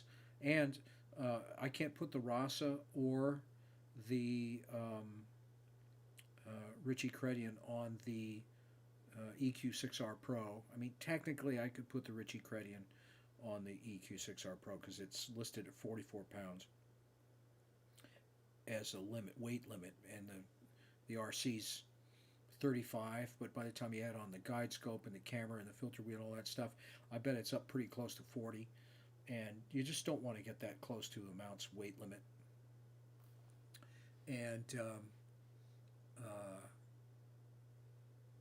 so I wanted to really try and wring out the EQ6R Pros. Like, is it the real deal? Because I kind of bought it as an impulse buy to have a mount that wasn't quite as complicated and heavy as the Losmandy to carry around to stargazes. And if I ever needed to put up 2 scopes, I would have 2 mounts that were technically good enough. And I tell you, the more I use the EQ6R Pro, the more I like it. There's still some things that the Losmandy kind of does, but there's something about the 6R Pro that it seems just to work better. I mean, it's easier to get working. Okay, let's do some guiding here. Forgot to start guiding again. All right, we'll put this away and see what we have back here. We are stacking, aren't we? Yeah, that's... Oh, we got a whole bunch of ignored frames. Damn it. All right, let's do this again. I'm yakking away. Thanks, Dave Carter. Yeah, I was happy with the way that came out. That was tough to process, but it was worth it. And plus the fact with the refractor, you get a wide field of view. The refractor with the large camera sensor is almost 4 degrees of sky, so there's almost nothing you can't fit in there.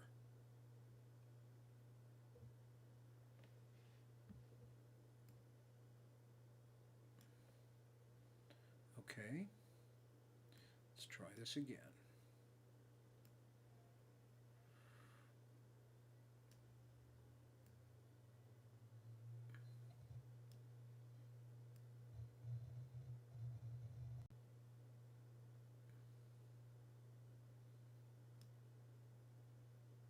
Now it seems like most of these images that I've been taking from the front yard have been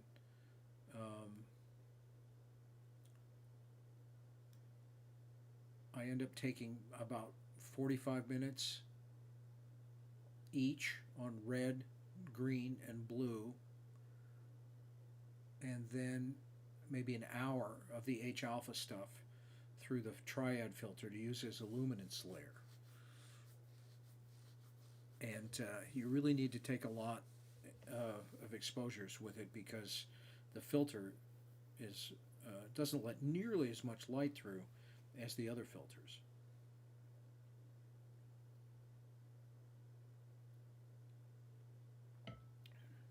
Yeah, a wide refractor is really so much easier to control. I mean, if I had it to do all over again, I would not buy the 2000 millimeter Ritchie-Chrétien scope. You know, collimating all of that is a nightmare. It takes like an entire afternoon if you're going to do it. I remember I pulled up this guy on YouTube, Alan somebody I think, and he goes, the quick and easy way to collimate your Ritchie-Chrétien scope, and I'm like, okay, I'm down with that. And what he goes through is crazy. I mean, it requires two different setups. It requires a wall that you can project onto. It requires lasers that are expensive and all this stuff. I'm like, wait a minute, this is the easy way. I'd hate to see the hard way. Okay, what do we got here? Is this helping at all? We do it this way? I wish there was something besides a levels control. Oh, now that was promising right there. Set the black level there. Nope.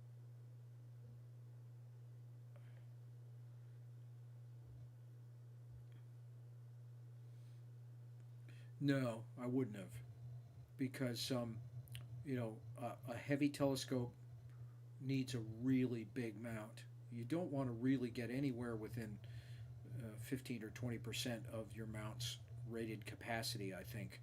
These things are just a little too crazy. And my experience when it comes to like guiding and all of this stuff, you have to be not just 4 times as good, you have to be 8 times as good with your guiding and all that stuff. Everything about everything, every error that's in your system is magnified. Every error in your polar alignment is magnified by a 2000 millimeter scope. Every error in your guiding and tracking is magnified by a 2000 millimeter telescope. And so you end up having to solve, simultaneously 3 different problems that you don't even know what they are or how to solve them. All you know is that it doesn't work. And then you have to figure out what exactly is it that's not working. And 14 frames not aligning? Why? Well, anyway. Don't know why that is. Let's find something else. You can kind of see this, the nebulosity creeping in here. Maybe just make it a little blacker. And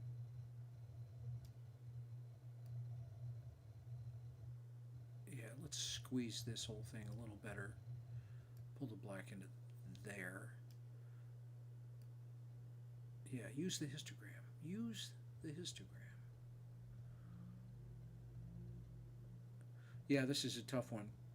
I ended up shooting, probably 4 hours of data for this thing, and it was just barely enough.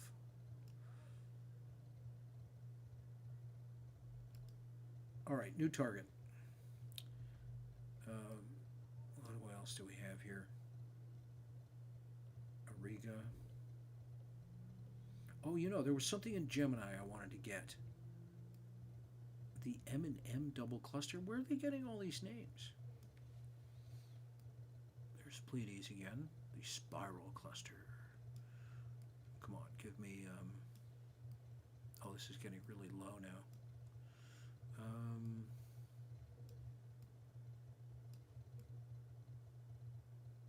Here we go. There's this IC 444, just at the foot of Gemini, right next to M35. Let's have a look at that. Tried that last night, and things weren't. Yeah, the Milky Way just goes straight through Auriga, and I guess that is one of the reasons why you have so much stuff there. Okay, stopping guiding, and item selected, and current object. Go there. That's a pretty short little trip.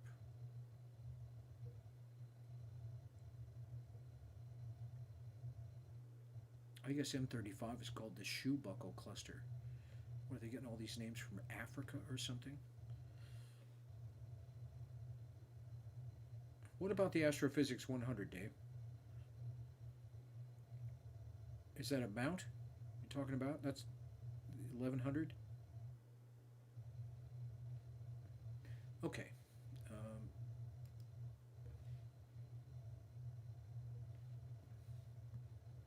We're going to go to longer exposures here.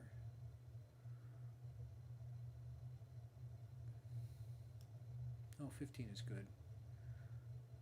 And we're on the luminance filter. I've forgotten.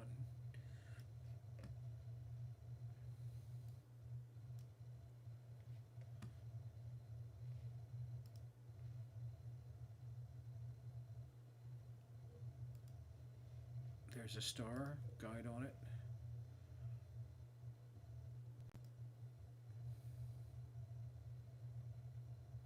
I think we're set. We can try this.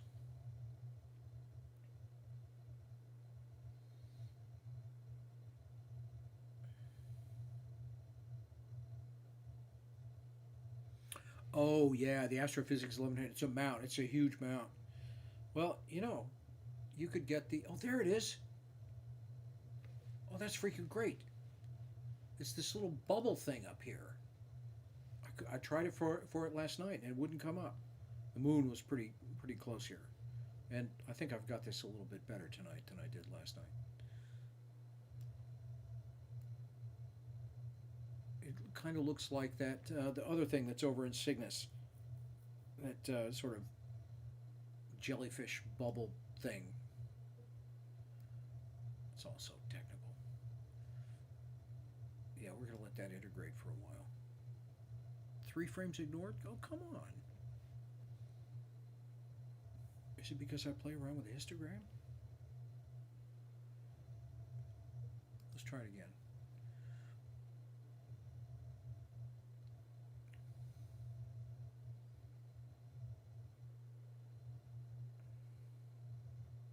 This is really good too because it shows me how much of this stuff actually shows up, how big it is in my detector.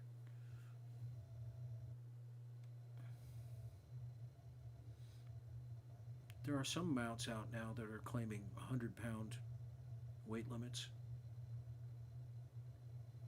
The Ross is 43 by the time you add everything else on. You're getting up pretty close up. The Losmedy tops out at 60.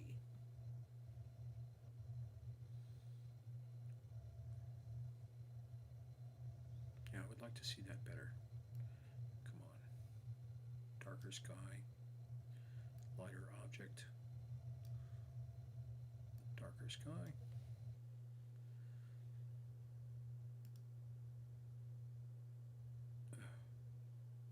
Got competing histograms.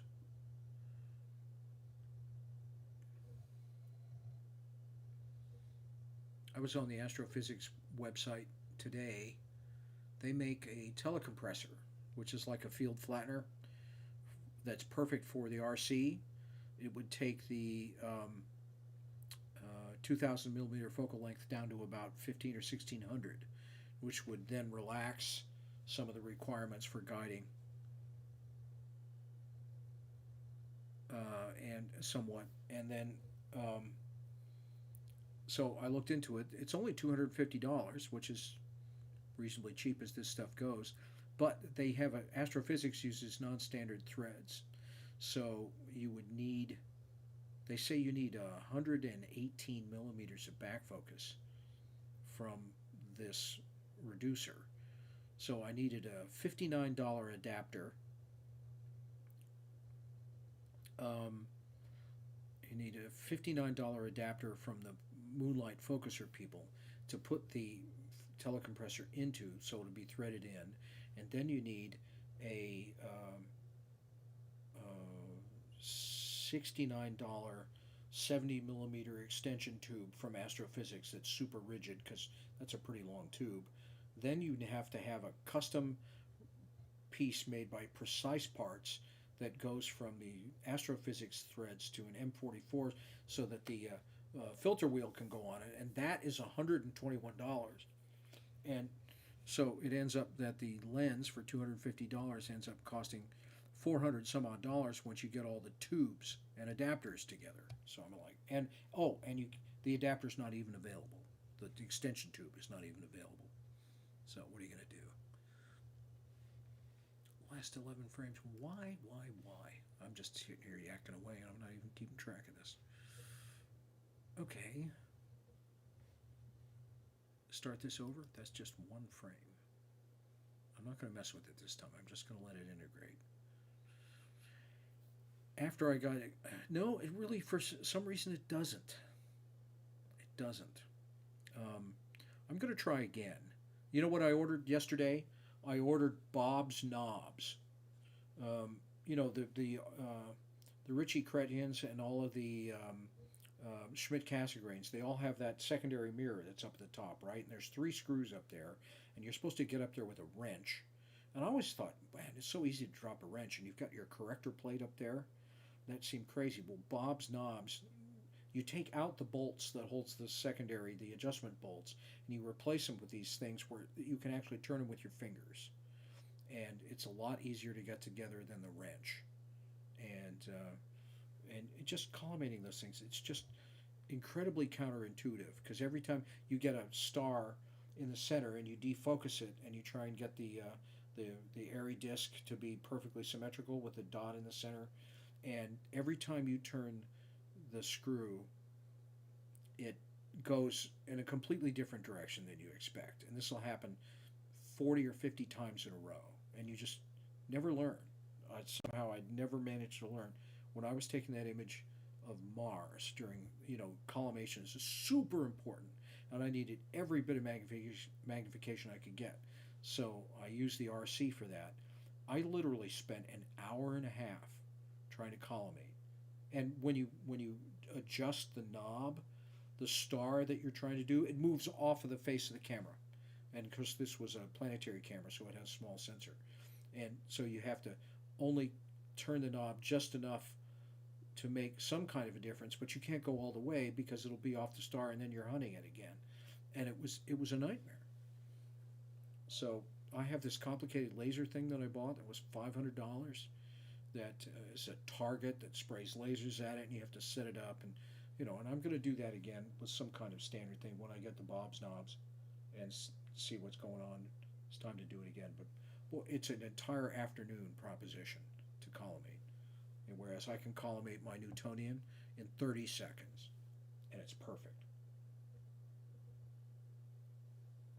And of course, a refractor, you don't have to collimate it at all. Well, I mean, if you drop it or something, you do. Okay, well, this is good.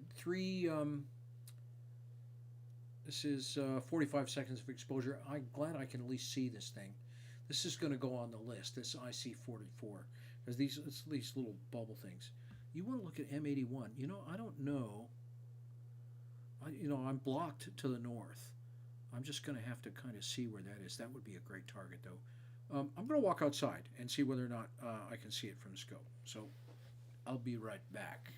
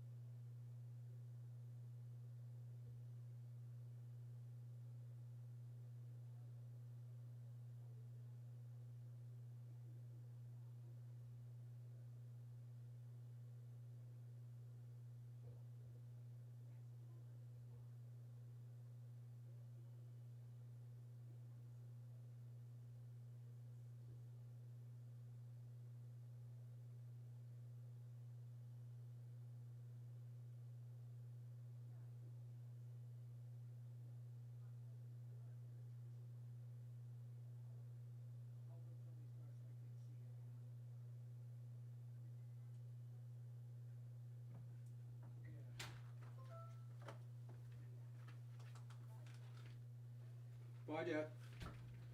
Okay. Well, I ran into my neighbor outside. She had her nightgown on and was in bare feet. It's like 38 degrees out. Well, we could look at the moon.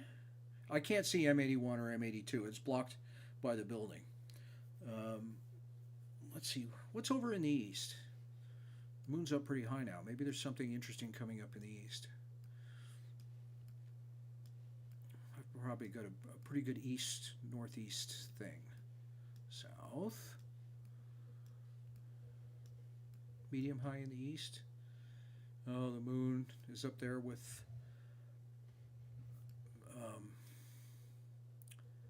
Leo.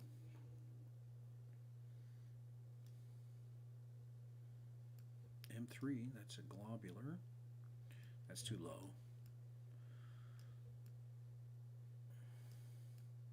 The dish cluster. Where do they get these names?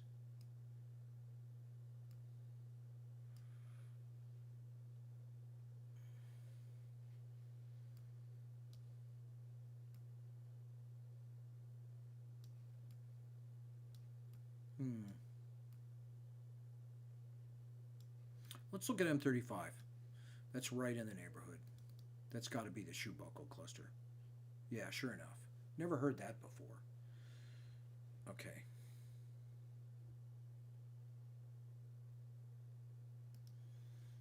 Well, why would anybody bother with SCT? Well, the long focal length is great for planets, and if you can get it collimated and you're not really interested in photography, it's a great way to get a 2,000 millimeter scope in a relatively compact package, I think. But boy, they sure are finicky. I just have never really liked them, and you know, I have their, like the RC scope is like the idiot bastard cousin of the SET. And the other thing about it for astrophotography is that the SETs are like f10. You know, and f5 is like, I think the way it works, I don't know my optic theory very well, but an f5 is like 4 times faster than you get this than an f10. It's not half. It's like 4 times faster. So when you're doing astrophotography, if you're shooting through an f10 2,000 millimeter scope, it just takes forever to get enough light because it's so, things are so dim. Okay, talking again.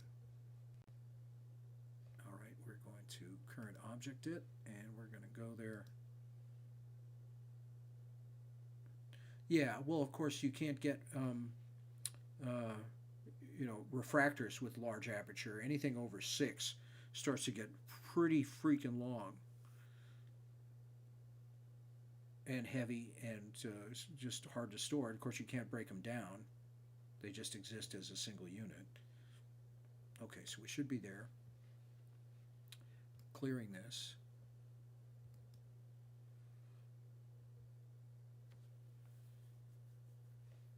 Guiding. Are we guiding? We're guiding.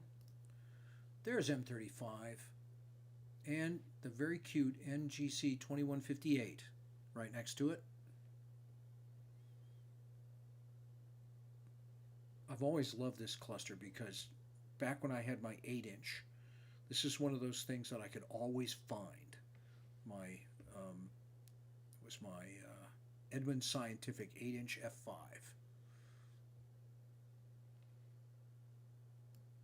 You could see it in the finder. I could always go to it, and the thing I like about it is it's got this great little swoop of stars right in the middle. That must be the shoe buckle part of the shoe buckle cluster.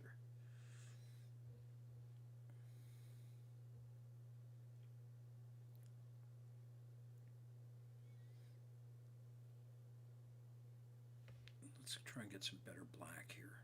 Would this do it? No, the other way. I'll learn eventually. It's like that Stephen Wright joke. My parents bought us a quicksand box. I was an only child, eventually. I love his humor.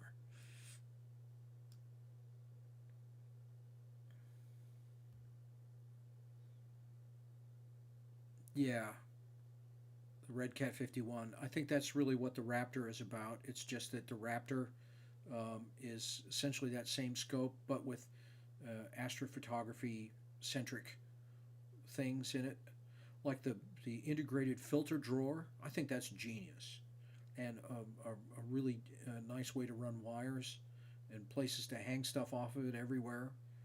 I really think that I saw Trevor explain the feature set that he sort of co-designed with them, and there's a lot of things in there that actually will save you a fair amount of money. The whole filter drawer thing will set you back $200 depending on how many filters you have. Each one of those drawers is $50. Okay, why is it having so much trouble stacking? It does one or two frames and then it's toast. That's a good frame though. Could not align. All right, we're gonna dig into this. Excuse me while I do some troubleshooting here.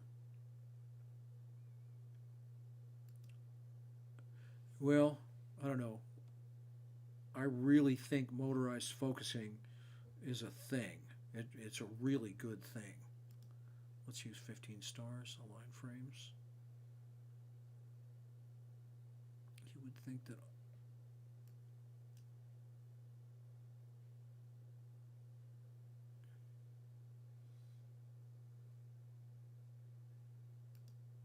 I'll try resetting everything to.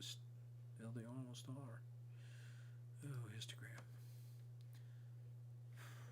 12 frames. Let's try this again. Not mess with it.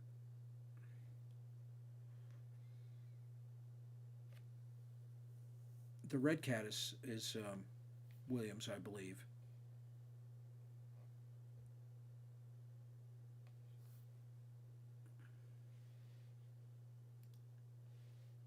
And I think the Raptor is really good too. And I think it's a quadruplet with really good glass.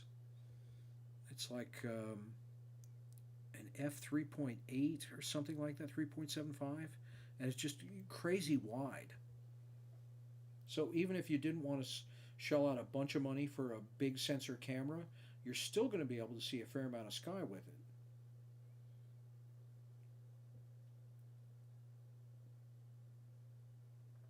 And it also has a built-in collector or corrector, doesn't it?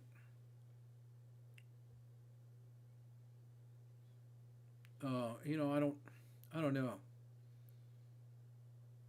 A friend of mine has a Williams Optics and he likes it, but he's using a kind of a not so great DSLR camera on it instead of a dedicated astronomy camera. I've never used either a Williams or a Stellarvue, so I really couldn't tell you. The Williams has an interesting thing though. They've got a Batinov mask built into the focusing cap, and that's cool. Okay, so are we stacking here? No, it just takes one frame and then just checks out. What is up with that? That's a pretty good image though. Love M35. Where's that galaxy? Let's see if we can see that galaxy. There's one right at the edge of this. Where isn't there? Oh. Oh, come on.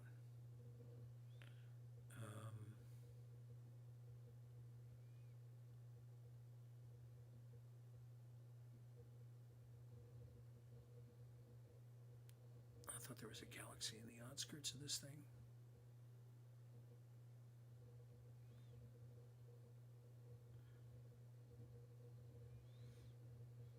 Yeah, that was the smartest telescope buying decision I made. I mean, I don't regret buying any of the scopes that I have except for the RC. Um,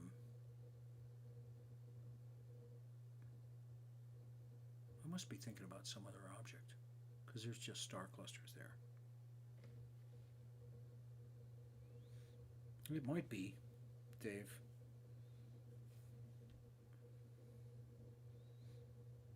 Stellarvue, I think they position themselves as being much higher in the marketplace um, than Williams does. I think Williams tries to be the really good cheap scope refractor, and the stellar views are kind of like, high dollar refractors. Like, we're almost Takahashi.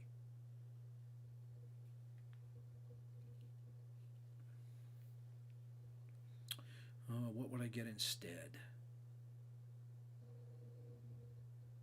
I don't know. That's a tough question. Maybe one of those. Well, it'd be expensive though. One of those 6-inch refractors that's got really good glass in it. That's maybe 1,200 or 1,400 millimeters. I mean, I'm not going to sell it. I'm just going to tough it out. I figure, what a great learning experience. The only thing I have by stellar view are the spacers that you screw in. They seem to make a lot of those. All right, let's. Whoa! I just had a fake meteor go across the screen in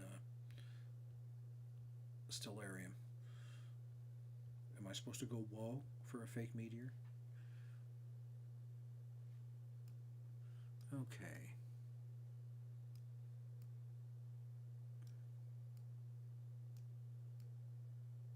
Well, there's always the starfish cluster and the pinwheel cluster.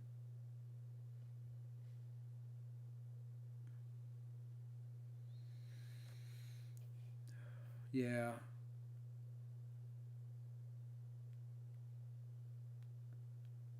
Oh, sure. I think we can do that. M42 it is. Again. Where is it? You never get tired of that. Okay, here we go. The coal car cluster. Okay, these people live on a different planet than the rest of us.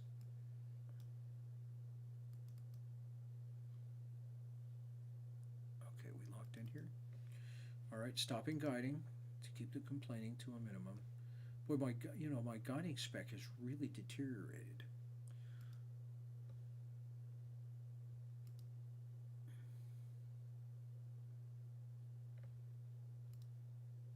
Slewing.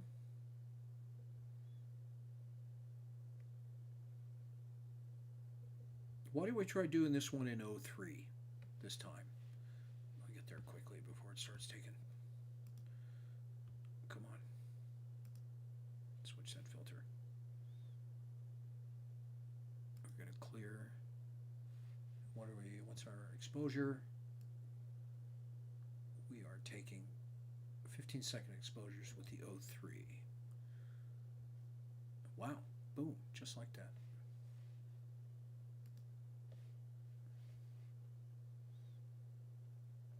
Okay, this is going to require some finesse.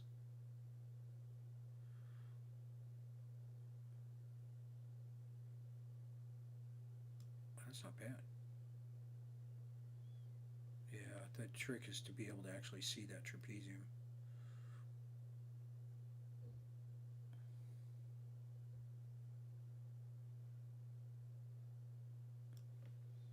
Why is that so blown out at the top? It wasn't like this before.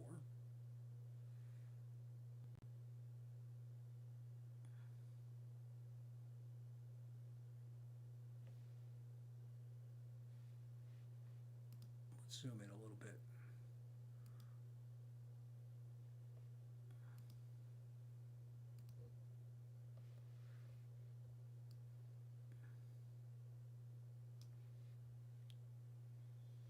Okay, now let's get some processing going here. Let's just try doing an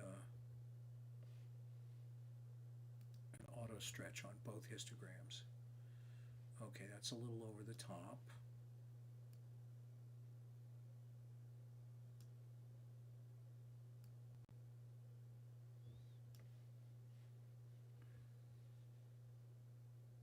A few manual adjustments. Yeah, I think if you want to actually see the trapezium, you have to. I don't know if you're going to be able to see it. That's the big challenge of this object, is getting it to not, the center of this not to get blown out and still bring out the detail in it. This must be getting low. That's why, because it, you know, Dave Hort, it didn't look like this before, did it? It looked clearer.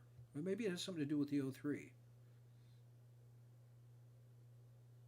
And this is only one exposure. What is going on here?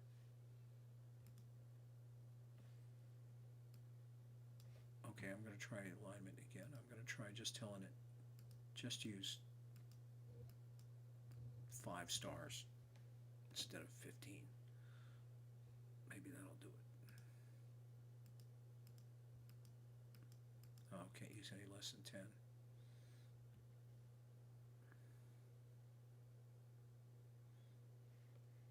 No, stretching is the histogram. When I zoom, it's just, you know, you're just looking at a subset of the sensor. If I put this to auto, that's the entire camera sensor right there. Let me try starting over here.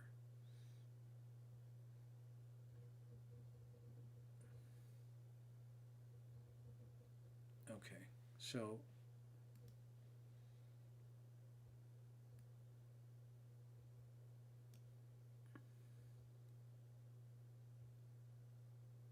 oh, we're not guiding, are we? Yeah, really falling. I need a telescope operator. It's hard to do these shows.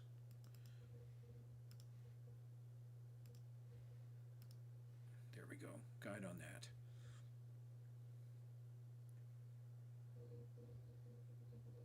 Okay, there's 3 frames stacked. We're getting somewhere.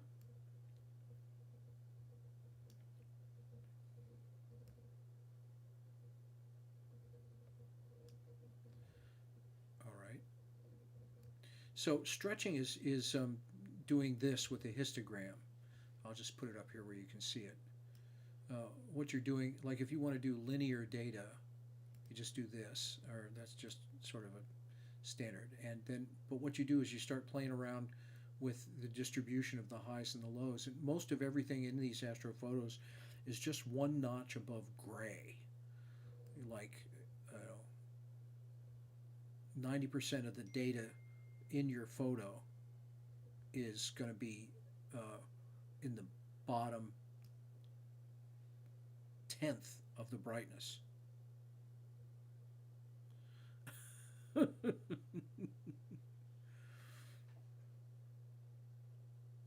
Yeah, lol. That was so funny. I watched that. I'm like, I'm exhausted. So yeah, when they talk about stretching, you're talking about stretching the light curve in the histogram. So when you're talking about these nebulas, you want to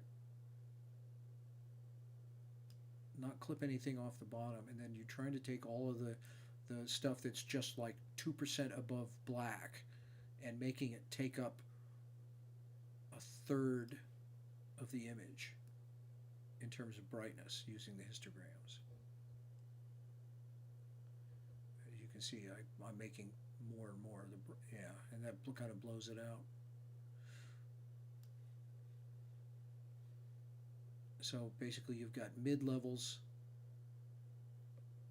and you've got black levels.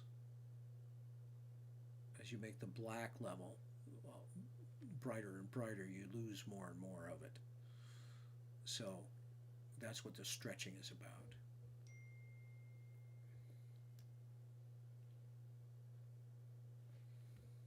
Oh, somebody's on my phone. To keep the dinging to a minimum, I'll just leave a text message here or a voice message. Oh, God. Transcribe that. Great. Go away. All right. Stop. Yeah, technology run amok here right now.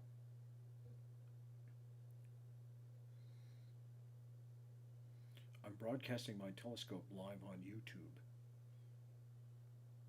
Period. Search for my name. You'll find it. All right. Let's say, so the O3 filter, not good.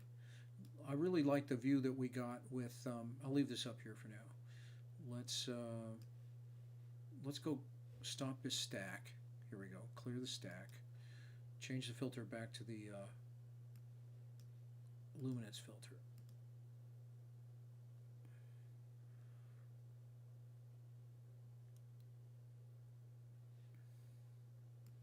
And that worked better. Oh, I said I was going to leave it up there, didn't I? Okay.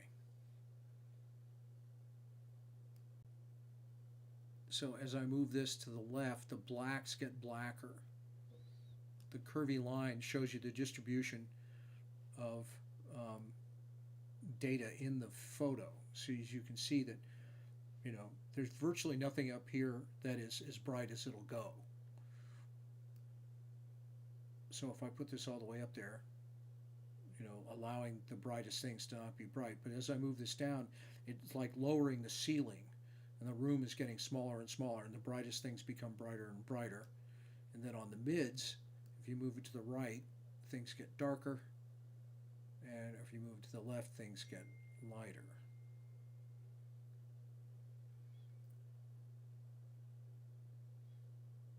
And so the trick is to find the way to bring out the detail without stomping on stuff. You don't want to go fully black,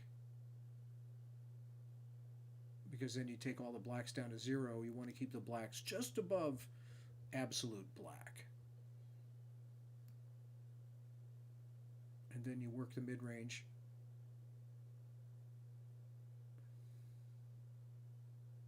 This must be getting low.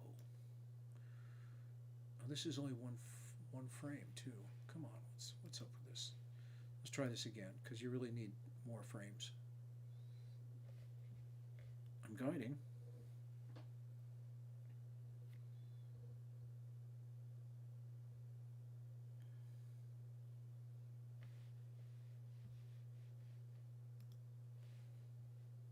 Here, while we're waiting, I'll get up. This is a one-shot color version of the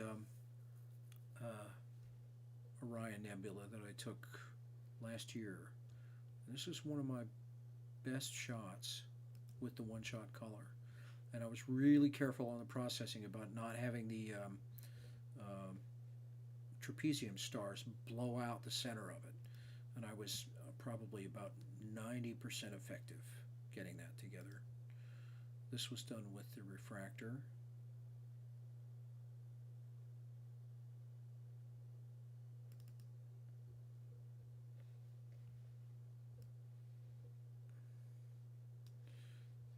So I'll put this up here. Is it? Are we integrating here? I think we should be. One frame, 3 ignored. Anyway, oh come on. What happened to preview? I got so many apps open. There it is. Yeah. So, you know, you get all this wispy detail on the outside, and that, even though it looks super bright, is not technically blown out. You can't actually see the trapezium stars in there, but you can see this little wispy thing and all this other stuff. And the Running Man looks pretty good. M43 is sort of baked in. It's that deep, so that came out well. But anyway, what do we have here?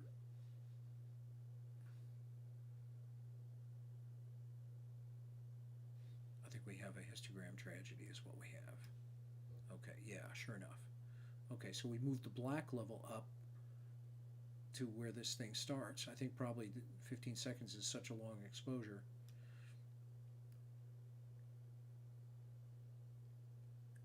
Now we're starting to get some detail.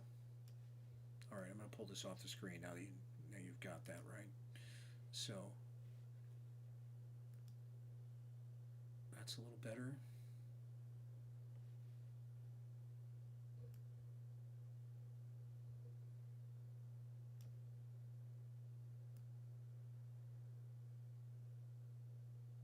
Black's a little blacker.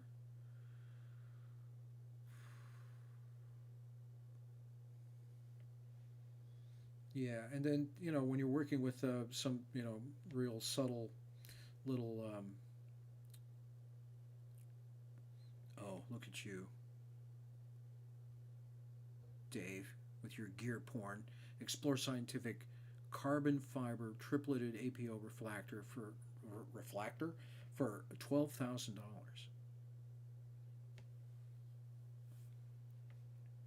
Yeah, I was very happy with the way that shot came out. And there's good detail in there, even for one-shot color. And that was shot with a refractor. There must be something else I can do to this. I mean, it's great to get the wispy detail at the edges of this thing, but you just can't blow the whole thing out. So maybe something like this. No, this is only okay. Here we go. We're going to start over. We're going to go. What were we using before? Was it? It was like 8 seconds or something, right?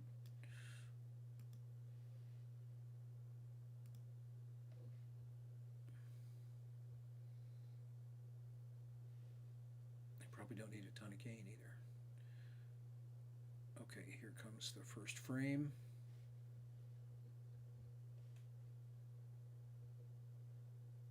Transferring.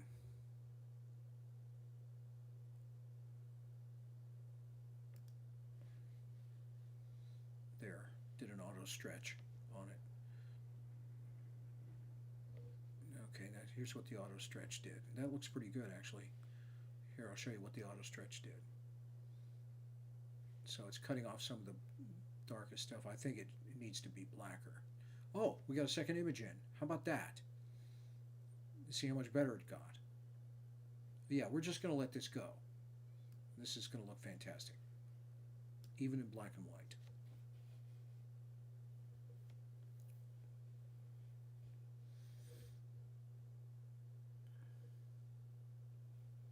I still have a sip of nebula left.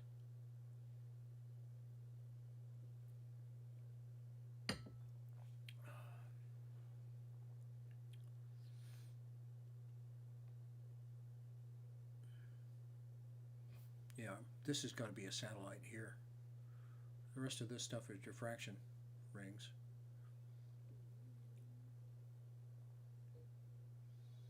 All right, let's play with this a little bit now. A little bit more contrast. Sneak in the blacks underneath. You always want to just approach the data, but not touch it. And then, what do we got mid-range wise here? This is pretty good. Boy, if they could build a curves tool in this, like the one that they have in Photoshop.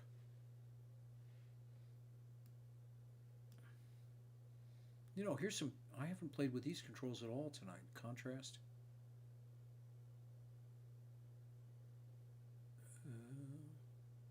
Maybe have to let go. A little less contrast.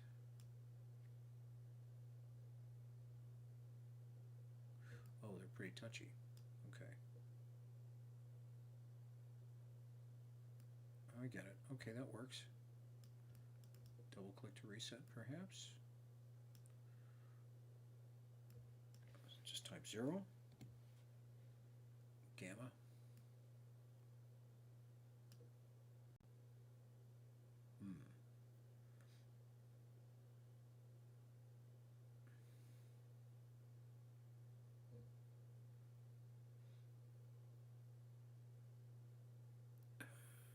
Anesthesiast. Awesome. Yeah, look at you guys egging each other on. Do you realize how much jewelry you'd have to buy to offset a $12,000 scope?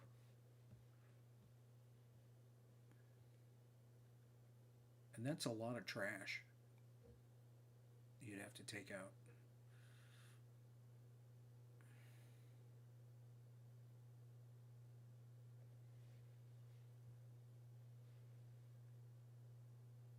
Okay, what are we up to here? 24 frames, 3 minutes of integration. This is the way it's supposed to work. It's just funny how this stuff will get a bug up. But let's play with it a little more. Okay, we're pulling out some wispiness there.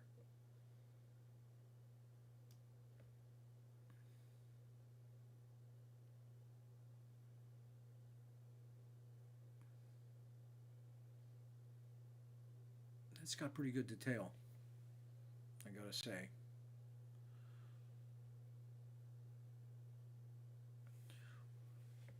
Yeah, I think you're right about the lag. I mean, it's not really an image processing program, and even Photoshop, even though the version I have is 6.5 years old, it's still starting to struggle. Yeah, I really like, you see it in the telescope as this sort of fan shaped thing, but it's not until you get a fairly deep exposure that you realize that it really goes out and wraps all the way around. That was the big takeaway from the um, one shot color thing that I took.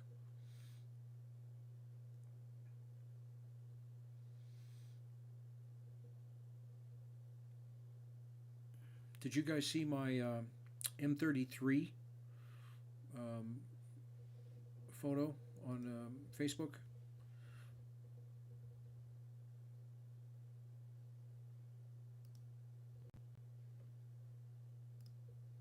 That one is shot with a mono camera and has an amazing amount of detail.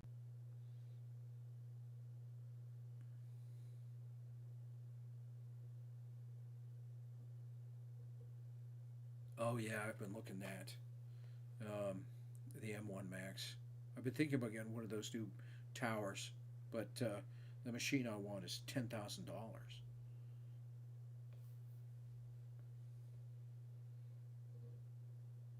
Yeah, the M33 would have been several posts back. I could just put it up here if you want. Final two. But I was just really happy with when you zoom into this, and I was really able to get a lot of good detail. This thing's about a third the size of the Andromeda Galaxy, but put it up over here. But it's got so much more of the pink hydrogen areas in this galaxy, and so I took a layer of hydrogen alpha to use as a luminance layer. And M1 is that new chip that Apple has done. Apple has broken away from Intel.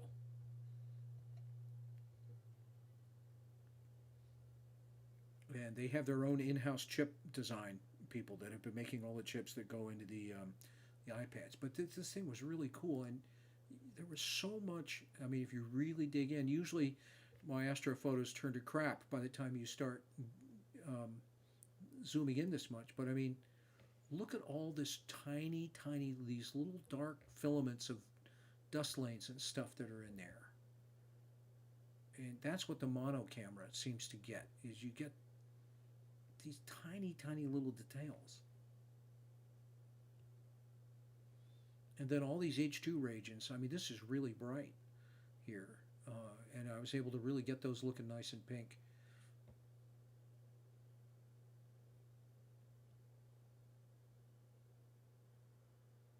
And that was just one of those, well, what am I going to shoot tonight nights? Okay, what are we up to here? 57 shots totaling 7 minutes and 7.5 minutes of exposure on this. This is really starting to look good.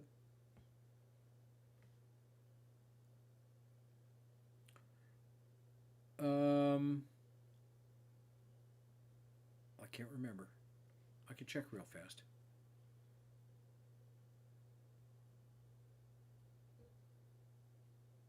I can't remember which scope it was.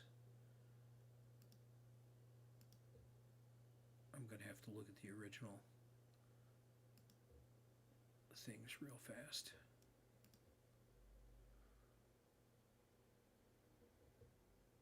No, this would have been the refractor. I can tell just by looking at the preview image about how large it is.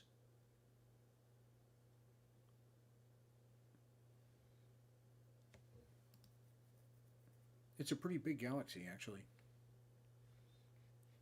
So how would I put color into the M42s that I'm doing now? Well, you'd have to shoot with a color camera, and then these images would be in color. And you could, in addition to just processing with the histogram for the black and white, you could also process for um, color balance. All right, so I'm relaxing the black here. Look what I'm doing. All right, so here's the this tool right here is equivalent to the levels tool in Photoshop. All right, and so just now this was left over from here. So what I'm doing is I'm taking, you can see that the black level is cutting off some data in the black. Now this could just be garbage data, probably anything that you don't need, but as I watch what happens to the images as I drag this to the left. So I'm making the darkest things in this a little brighter. And as we do that, we start digging down into the very lowest levels of grays. And you just pick up that. Now, if I go down here, it starts getting milky, washed out. But you can tell that this right here is this is the beginning of the real data. Okay, and you can see that almost all of this data is contained in the leftmost tenth of the thing, meaning that everything in this photo technically is either black, dark gray, or super dark gray. And so what you do is you just take your black level and you sneak it up to the beginning of the blacks, but don't get there because you don't want any of your blacks to be zero. You want them to be just slightly above that. And so that provides you as your kind of like your black cutoff right there. And then play with the mid-range a little. So anyway, that's an important thing to do. And you want to make sure you crop everything before you start messing around with it. Let's zoom in on this a little. I'm going to dim this up just a touch. Maybe do this. Stretch it from the right. That's probably too much. All right. Let's go in and look at this at 100%. That means one dot on the screen equals one dot on the sensor. And scroll around and see what we've got.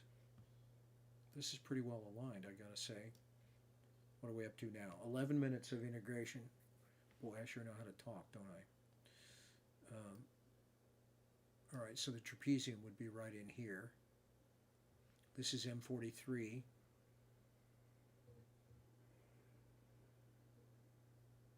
That's pretty good detail on all this dark stuff here.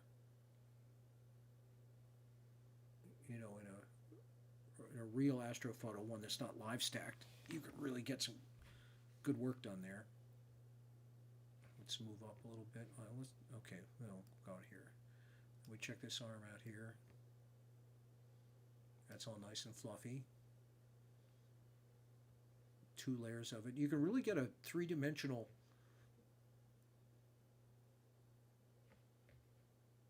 impression of how this thing goes. I mean, obviously this is closer to us than that stuff in there.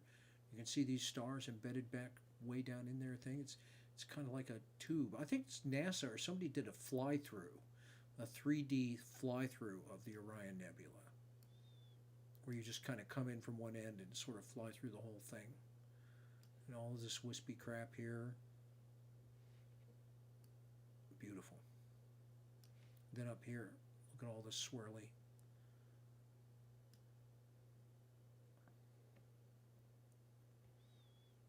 Okay, we're up to 12, almost 13 minutes of exposure now.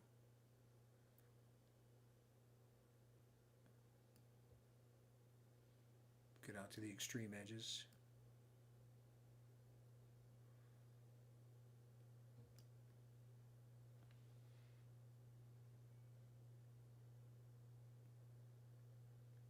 Let me ask you guys, how clear is it? I can't really do anything with color. It's a black and white camera. You know, I thought that what I was going to be able to do, like the way you take color photos with this black and white camera, is you shoot red, a bunch of shots with red, and then you shoot a bunch of shots with green, and then blue, and you stack them all up so you have a master red, a master green, a master blue. Then you open up an RGB color document in Photoshop that's got nothing in it, and you throw the red channel in the red monochromatic image, the red stack, into the red channel, and the green image into the green channel of the, and the blue into the blue channel of the RGB image, and boom, you've got your color image. And the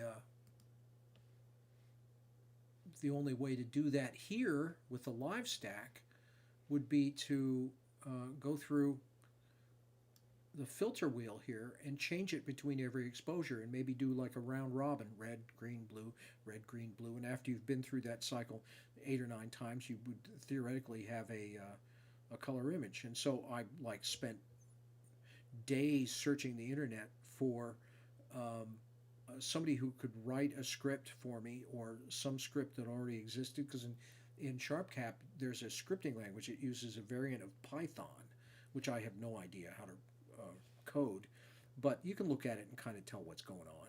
It's not like a compiled language or anything like that.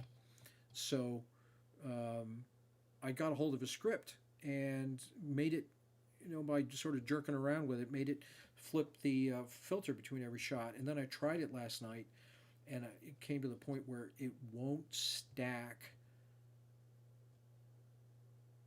images across the different filters because it doesn't match up right or something like that. It's unable to stack. And the fact that it's connected to a monochrome camera means that it's going to give you a monochrome image no matter what you do it. So I would have to like fool it into thinking it's a color camera somehow. So that's not going to happen. So it would be nice. I suppose I could always throw it in Photoshop and paint it, but that's more trouble than it's worth. Let's look at the Running Man. What do we have over here? This might be better. Maybe do a zoom in on this. Go to 75.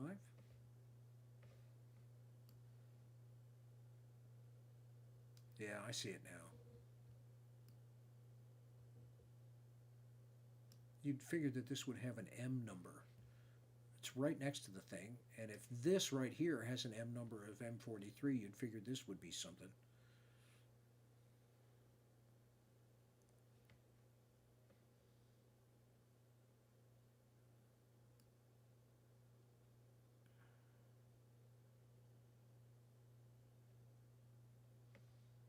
What a great object. Well, this has gone on for a long time. You want to just take, do you want to look at the moon? One day past full? What do you guys think?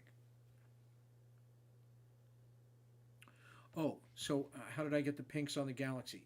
Well, it was a color image, and I had a fourth layer.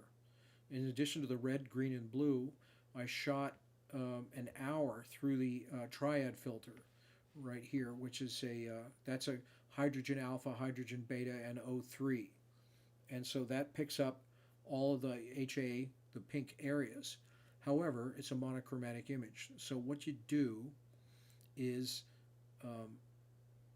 the strongest things in that image are going to be the pinky areas. They're not actually pink, but when you put them as an overlay on top of the RGB image and then tell Photoshop to use the blending mode of luminosity, all of those areas are then intensified where the hydrogen stuff is. And then I go through and use a tool called the sponge tool, which is kind of like a sort of a scrubby saturation enhancer. And so every time I see a pink area, I get in there and I scrub it up, and the pink just sort of fluffs up and is a lot more obvious.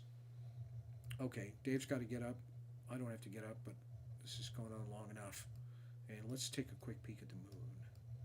All right, so we can definitely stop guiding, because when you're looking at the moon, you don't see anything else. Okay, where are you, Luna? You crazy thing, you. It's up over here by, there you are. Double click on Stellarium. Okay, I'm gonna save this stack. I think this is worth saving. 18 minutes. worth of exposure there.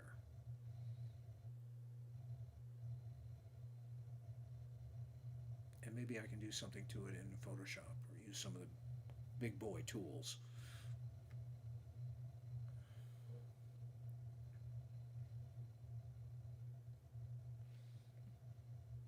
Alright, so definitely the luminance filter. You have to go for the absolute minimum exposure. 64,000th of a second. Clear. Load the object, slew the telescope.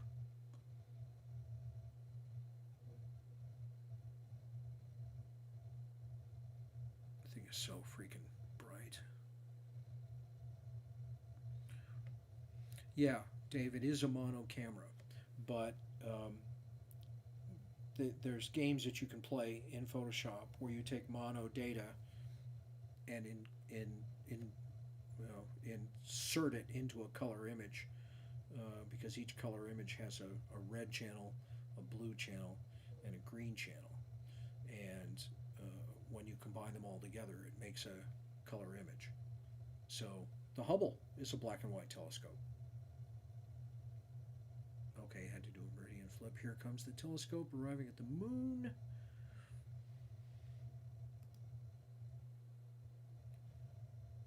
And we're going to clear. And what do we get?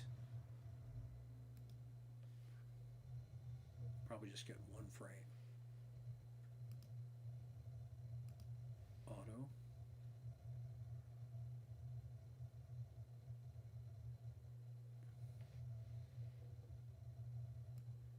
Think we'd be able to see it. Oh, you know, looks like we're slightly not there.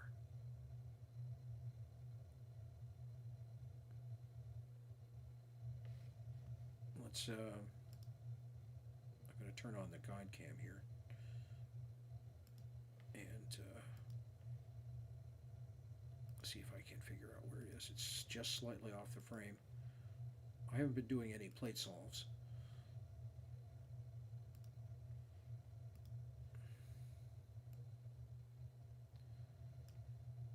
Alright, so I have to consult my notes here so I know which way to go. I left myself some breadcrumbs here that tells me which way to push the button. Alright, so if I want something to come down in there, I need to press the west button. Oh, that was too much.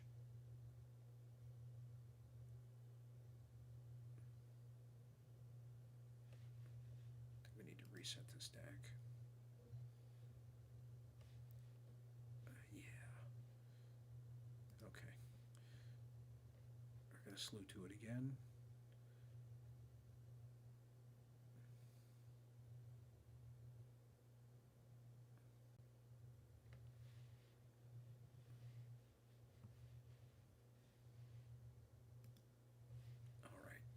Just going to trickle this thing in.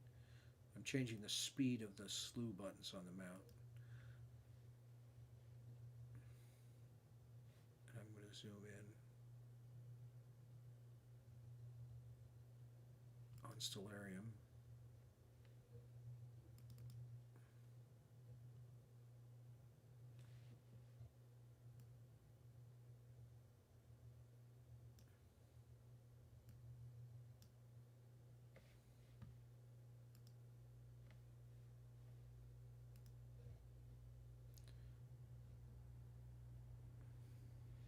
Anything?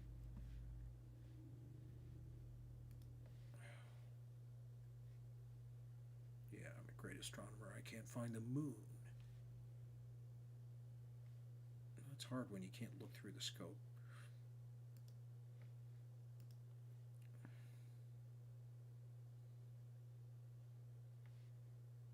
Alright, there's a live view. Alright, let me see what I can do here. Sometimes the guide camera, when it's updating real quickly, is the closest thing to looking through a telescope. Let's go a little faster.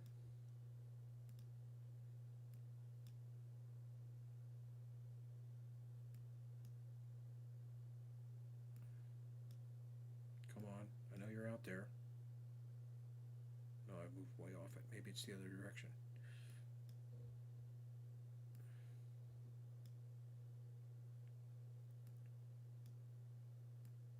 There we go. Yeah, it's off by 2 moon widths now. Alright, that's got to be here. Clear the stack.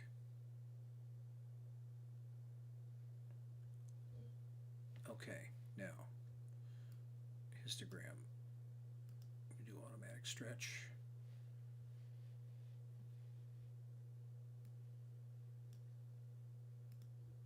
Automatic stretch, this could get better.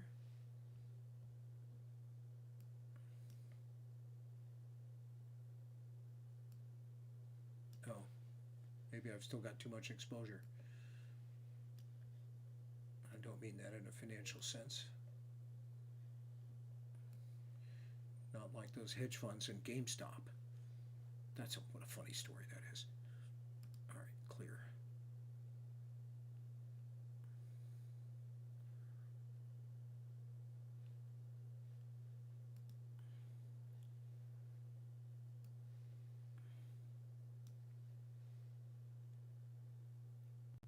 Find Vesta. Well, that would be interesting.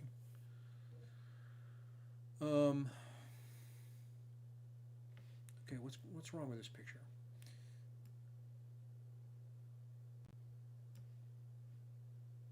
I had this looking good last night. I've got a super minimum exposure.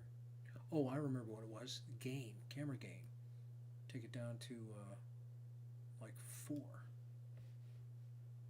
And we just get 1 frame. It won't stack. There we go. All right, let's do a little moon cruise. Boy, so many little prongs to remember. All right, let's get in there. Let's go 50%.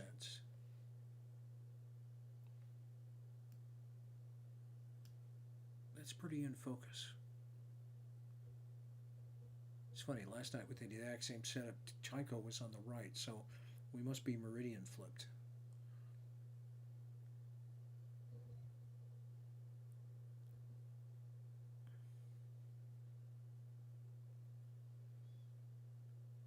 All right, let's really get up close and personal. We'll go to 100%, dot per dot. Did you guys see my post about finding all of the Apollo landing sites on a moon photo? Took with the mono camera. Amazing detail. This is pretty good. This is just one image.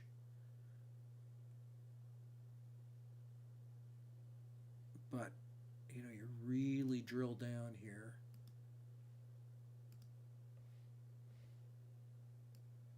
It's still pretty sharp. That's, well, that could be better. That's a bad stack. Clear the stack, take it another one. It only takes a millionth of a second. There we go. That's not particularly great. But nevertheless, you can think there's lots of potential there.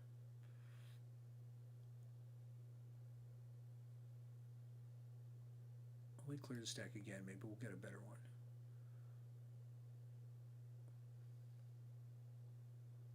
Not really. Oh, you know what I could do? I could change my tracking rate to lunar. How about that? Because the moon moves through the sky a little bit different than the stars do. All right, let's take another one.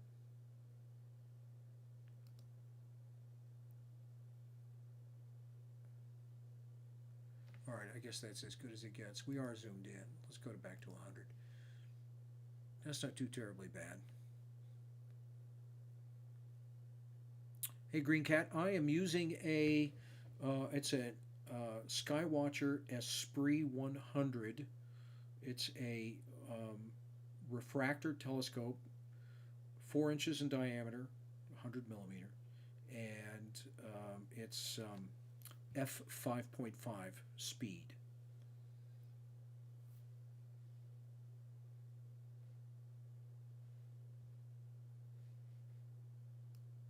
and it's running on a Skywatcher EQ6R Pro mount, which the more I use it, the more I like it. Oh, another bad stack. That's 3-frame stack. Let's take another. That's pretty good. I'm just going to hit pause, and we're just going to look at the one because stacking doesn't seem to work so well.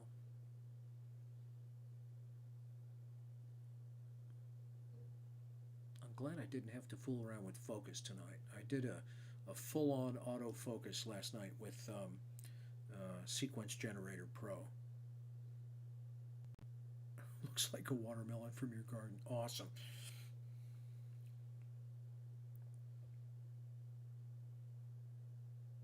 Yeah, but I love these craters down here on the edge, the shadows. This big thing over here.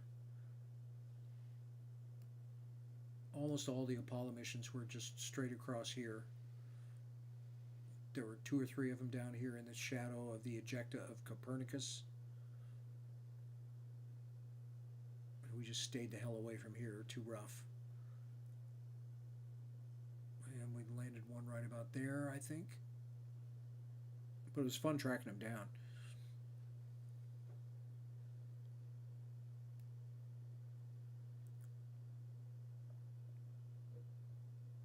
And then over here you got all these little pockmarked white things. And this right here I think is the whitest thing on the moon when you look at it.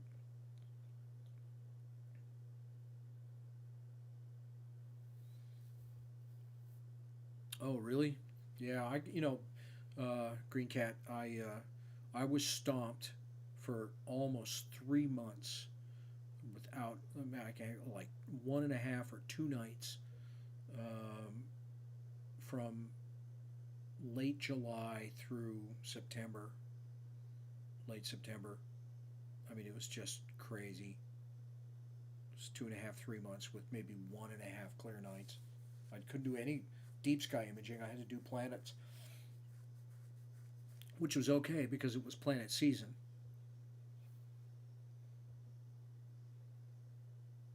And that was a whole different discipline to take planets, shots of planets.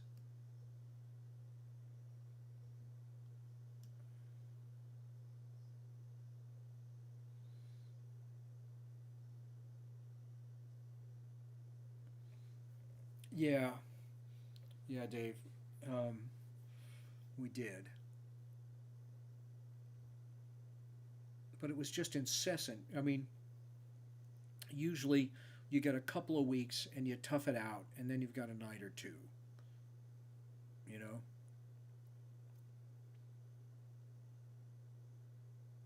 But it was just one night or for another.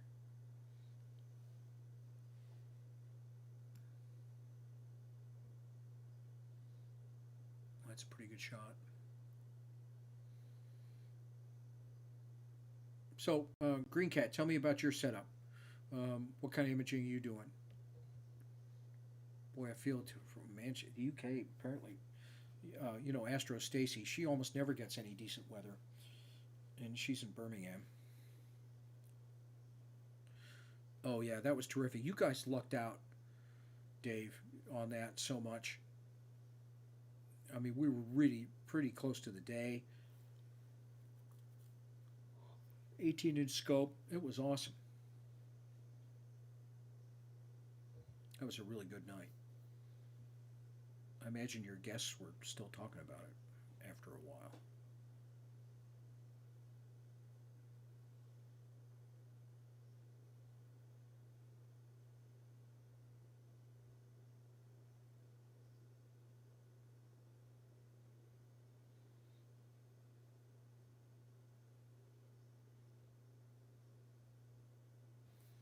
Let's see. Do I have any other recent photos to show off? Let's take a look at that.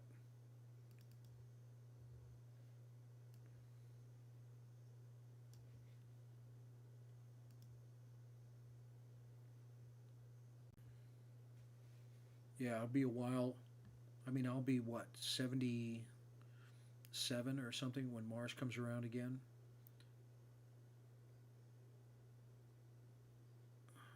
let's see. Oh, did you guys see the Crab Nebula that I did?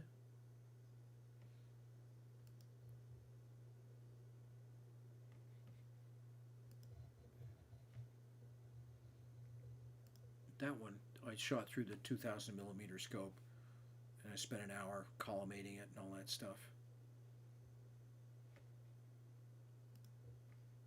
This one I really liked. I mean, mostly because this was the culmination of trying to get this shot for like maybe a decade and a half. I was trying to take a picture of the Crab Nebula back when I had equipment that you couldn't possibly have succeeded with, but I didn't know that. And then I tried a couple of times in the last few years, and it was always terrible. But anyway, finally ended up with that. And that's about as good as I can do with what I've got. This thing is pretty tiny in the sky, and it never really looks much more like an oval smudge in the eyepiece. I thought when I got the 18-inch that it was going to improve, and it really didn't. I mean, when you look at it with the 18-inch, you can kind of maybe sort of tell yourself that maybe you're seeing some of these larger filaments, maybe 2 or 3 of them.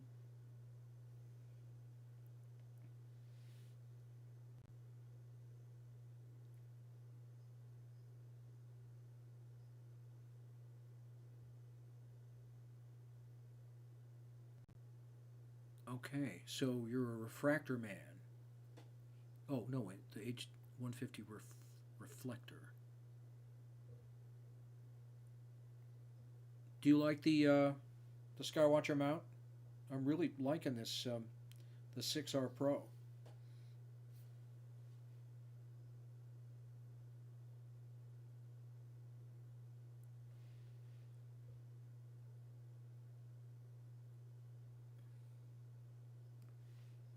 Put that away.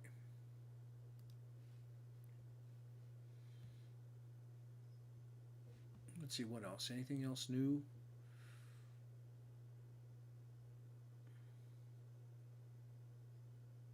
Let's see. I showed you the Hubble palette rosette, right? Yeah. Oh, I've got 2 of the Pro data sets from Telescope Live that I'm gonna get on. I'm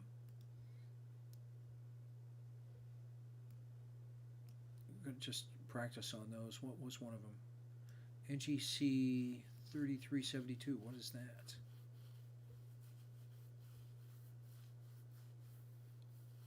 Oh, that's some kind of gigantic nebula. And then I also got, you can just download these things and start working on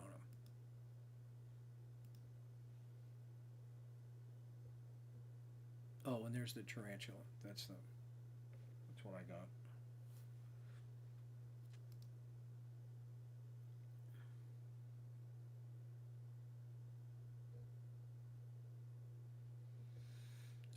We have had a few satellites drift through.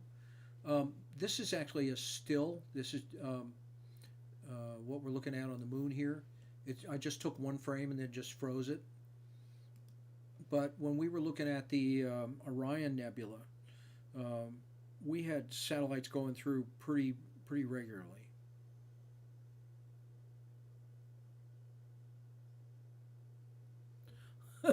Like coffee grinders. Yeah, that's like the way my Losmedy G11 is. It's just loud. All right, let's see. Well, since our pointing is kind of off, well, we can just stay in chat. It's not finding. If it couldn't find the moon, you wouldn't believe how far off it is on Stellarium. Here, I'll show you. I'll just drag this up there. Just that built-in error. You know, here's where it thinks we're pointed, but we're actually at the moon. So what's that? 4 moon widths, 2 degrees.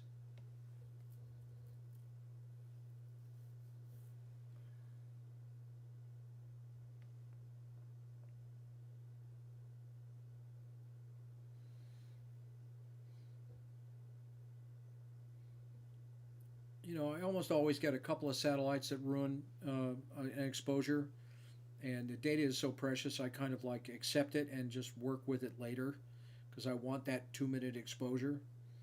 So I don't throw away the ones that have satellites in them unless it's, you know, unless it's just a complete photo bomb. But because you can usually get rid of them, or some of them just end up getting eliminated on the crop anyway. So um, yeah. Oh, excuse me. The they're pretty easy to deal with in Photoshop to get rid of those streaks. So unless they do something crazy, I just figured it's okay. But I've never been Starlinked, you know, where you get five of them going through in mass.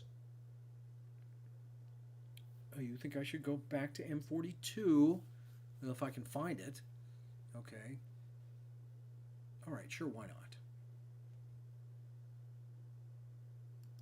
All right, Stellarium back in your hole.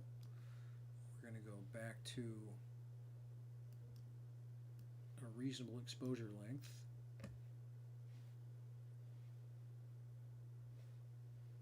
And what did we end up using? 8 seconds, I think.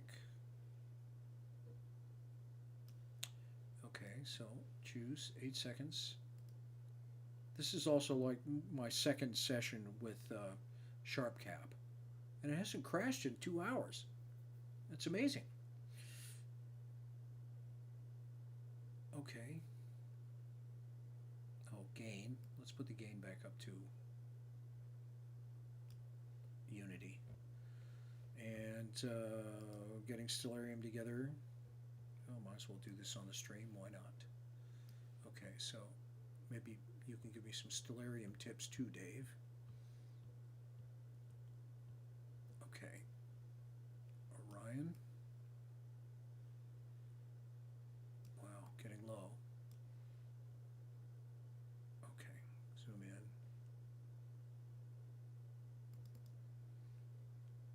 That should be close enough. Current object. Slew.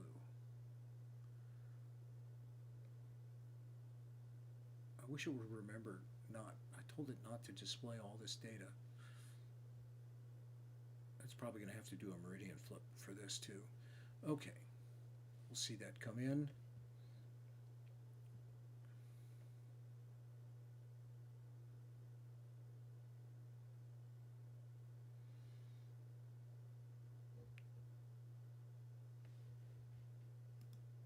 Okay, now let's see. We're going to be guiding again. So let's get that together. Go back to, well, we'll just do a second. So here it comes. Took the long route. Oh, that's going to work. Well, it is big. All right, back to LiveStacking. Clear.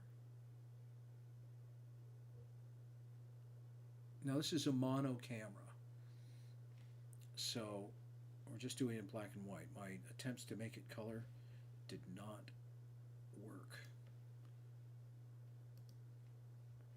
Okay, we're guiding again. Let's clear that.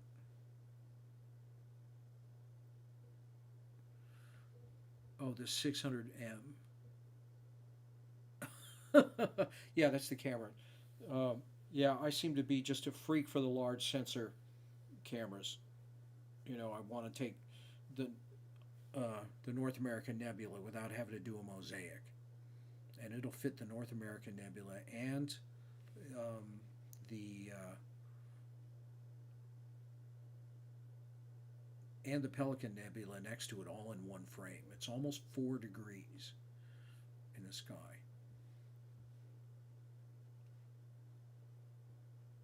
Maybe a little more gain than that. Let's take it back up to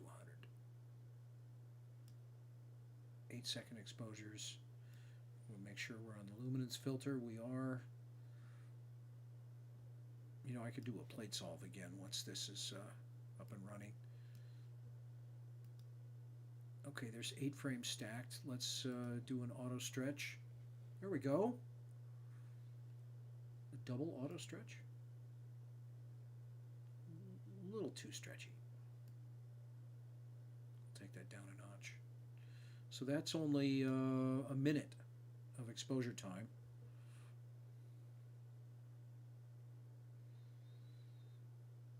Okay, guys, so I'm a fanatic.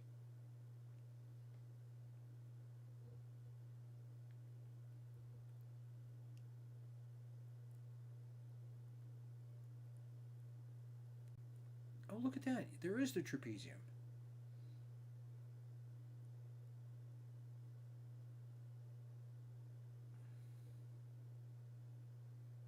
Oh, it said it couldn't align the last 8 frames? Well,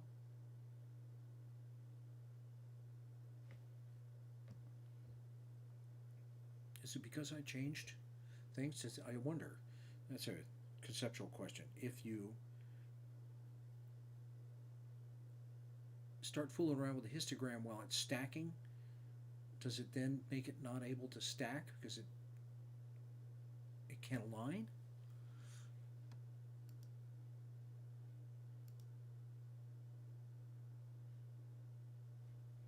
This is one of those things that you get on the forums and ask people about, isn't it?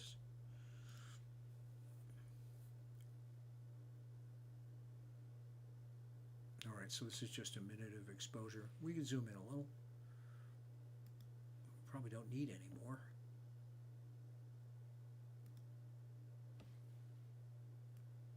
No, let's go. That's too close. 25. Okay. 50. There we go. By the way, does this look fairly clear there? I mean, do you really, are you, or is YouTube kind of doing it? It seems like I've got good streaming specs. But I mean, is it crisp like HD TV there? My stimulus check. Actually, you know, I bought it while all my work was canceled. I just said, okay, I'm just putting it on the credit card because I got to have something in ZWO, and High Point just will not, or that's not High Point, and OPT, they just will not get it together to fix the camera, the color camera that I had. Don't adjust the small histogram while live stacking. Oh, okay, so it is like that. The small one. You're not. Are you talking about the live stack histogram, Green Cat, or are you talking about the one that's in the over here on the right?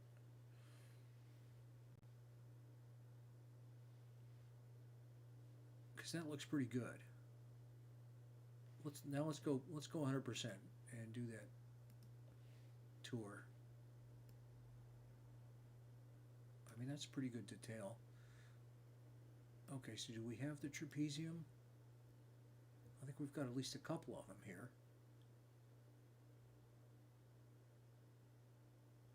Oh, here it is, right there. It's a little blown out.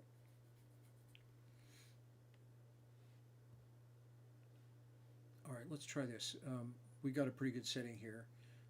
Let us clear the stack and get some more data all up in here.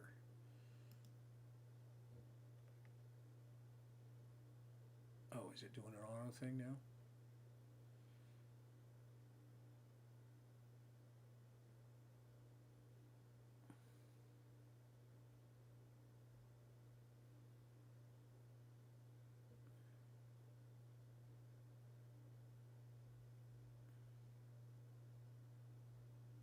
Okay, good for that. I suppose I could watch the playback. That would be a lot like deja vu, though. Okay, so I'm not going to do that stack over here, but I am changing the one in the live stack. Yep, and it keeps adding. Okay, so you can adjust the live stack, but don't do the one on the right. Okay, word. All right. So it should get less noisy as we get more images in here. So Green Cat, do you use SharpCap? I've just started using it a little bit during the summer. Help with focusing and stuff for all the planets.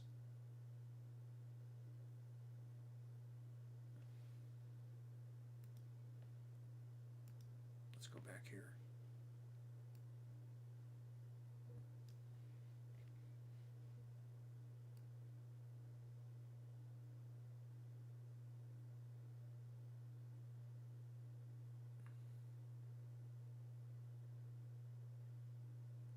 Yeah, boy, the trapezium's really tough, Dave. Yeah, like I'm just harkening back to when I did my real image of it. Just every time I did any kind of a stretch to try and bring out, detail, I was always up there in the top end of the light curve, saying, "Don't increase anything brighter than 80% or less in the histogram." And I just every time I had to put that little dot on the thing so that it wouldn't keep brightening and brightening and brightening the whole trapezium area. And you see with this tool, there's just no way around it. So what are you up to here? That was a great tip, Green Cat. Thank you for that. Don't. Just don't. The histogram.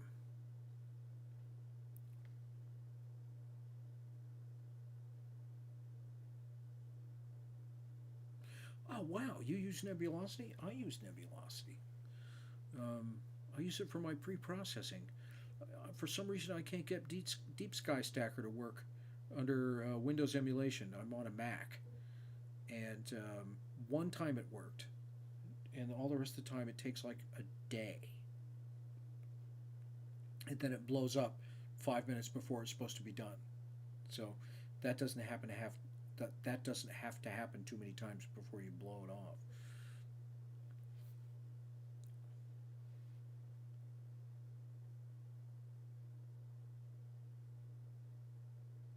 Okay, where are we at now? 3 minutes, 3.5 minutes of integration. Can I make any more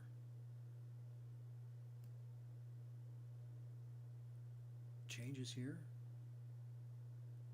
That helps. Okay, bringing back some of the clouds, the nebulosity.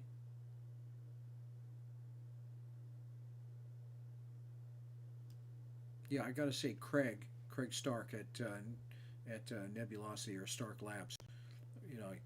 I told him I was having trouble connecting a newer model ZWO camera, and he like sent me a beta version of the software that had that new driver built into it, just like in a day.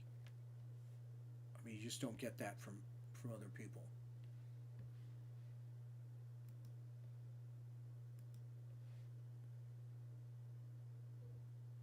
That's pretty good, I gotta say, for a live streamed image. What else can I do here?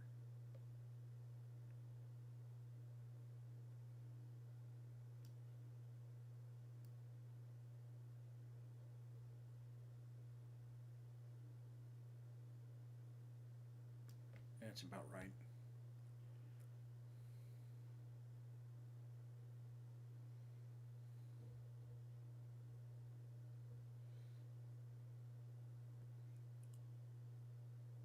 Okay, so just using this circular arrow thing here, because this thing is retaining its setting from the previous image. I guess that's what you're saying, right?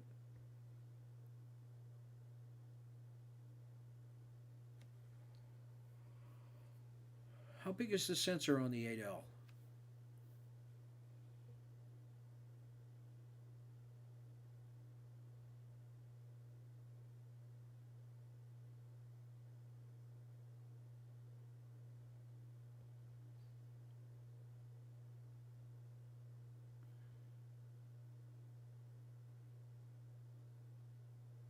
Gotcha. I'll remember that.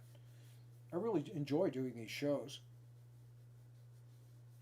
Maybe I'll do a couple of them a quarter.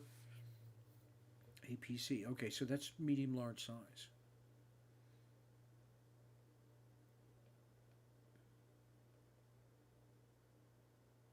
is only really my second complete night with SharpCap. I've investigated the focusing tools because I use Sequence Generator Pro mostly, but there's no focusing tool there for focusing on planets. There's no edge detection or anything like that. So I've spent some time in SharpCap trying to understand those focusing tools for planets, and that is really good. So I got that together, and now I'm trying to use it for some more stuff. I pay the money. Okay, we're up to almost 7 minutes integration time now.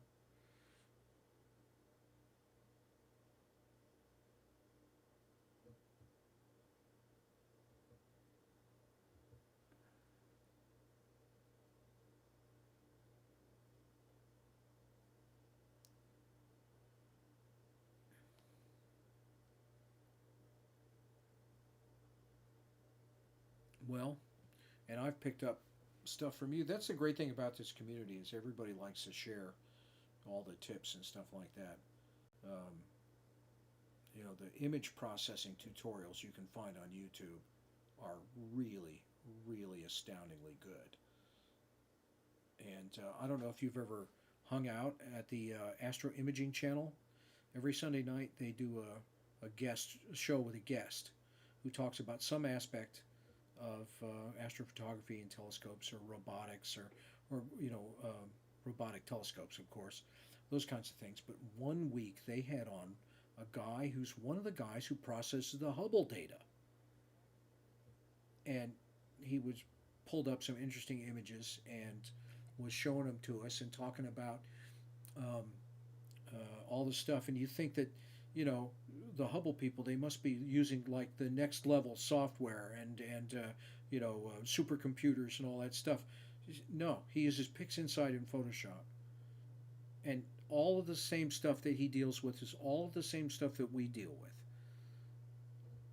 Gaps in his mosaics, which he fills in with data from the sky survey or something like that. Publicly available data is what he called it, and stuff like that.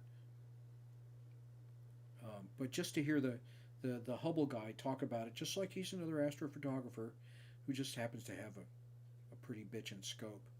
He goes, and somebody asked him, what's the focal length of the Hubble? Like we're used to dealing with 500 and 2000, and anything above 2800 is almost completely unmanageable focusing length. It's called the Astro Imaging channel, Dave. It's a Sunday night live hang, and but so they asked the guy, well, just so you have some reference, you think a 2800 millimeter telescope is hard to take care of. The Hubble is a 26,000 millimeter telescope. Imagine trying to keep that pointed at something in space while going 17,000 miles an hour. That just boggles my mind. Okay, let's touch this up a little bit.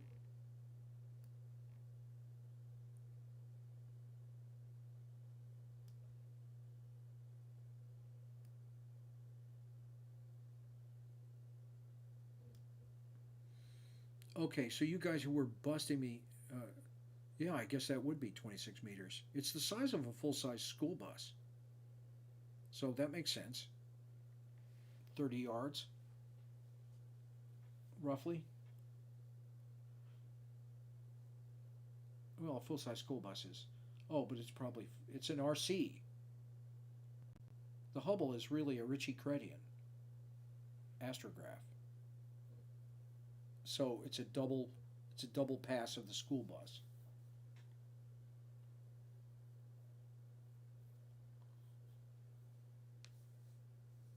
And so you guys were busting me on the price of the QHY 600. Okay, well, at least I didn't get the liquid cooled version. How about that?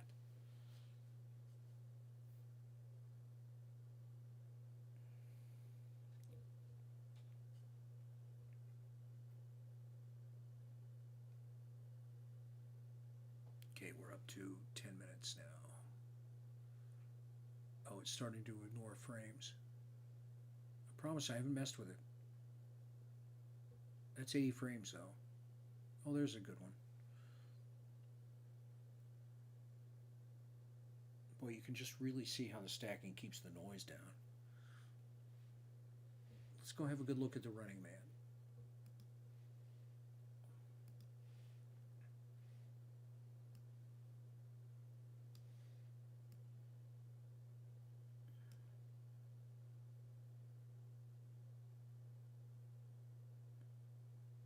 That's really not too bad.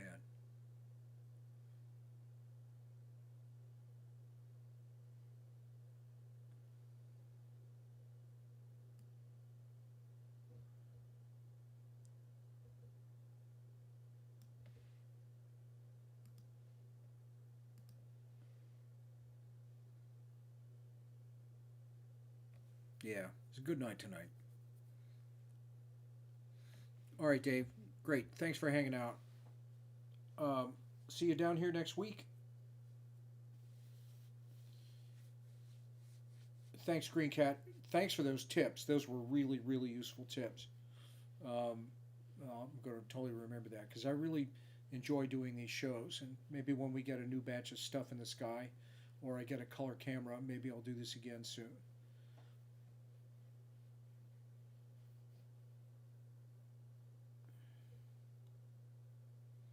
All right, maybe I should play the Bill the Sky Guy theme music and log off.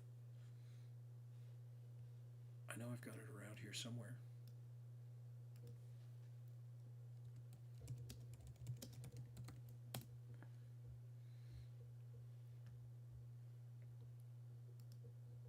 All right, yeah, let's go out with the Bill the Sky Guy theme music.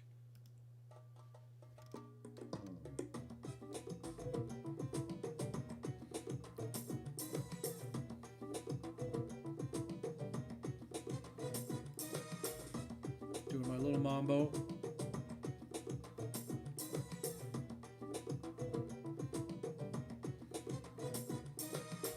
That's right, it's the same 8 bars again.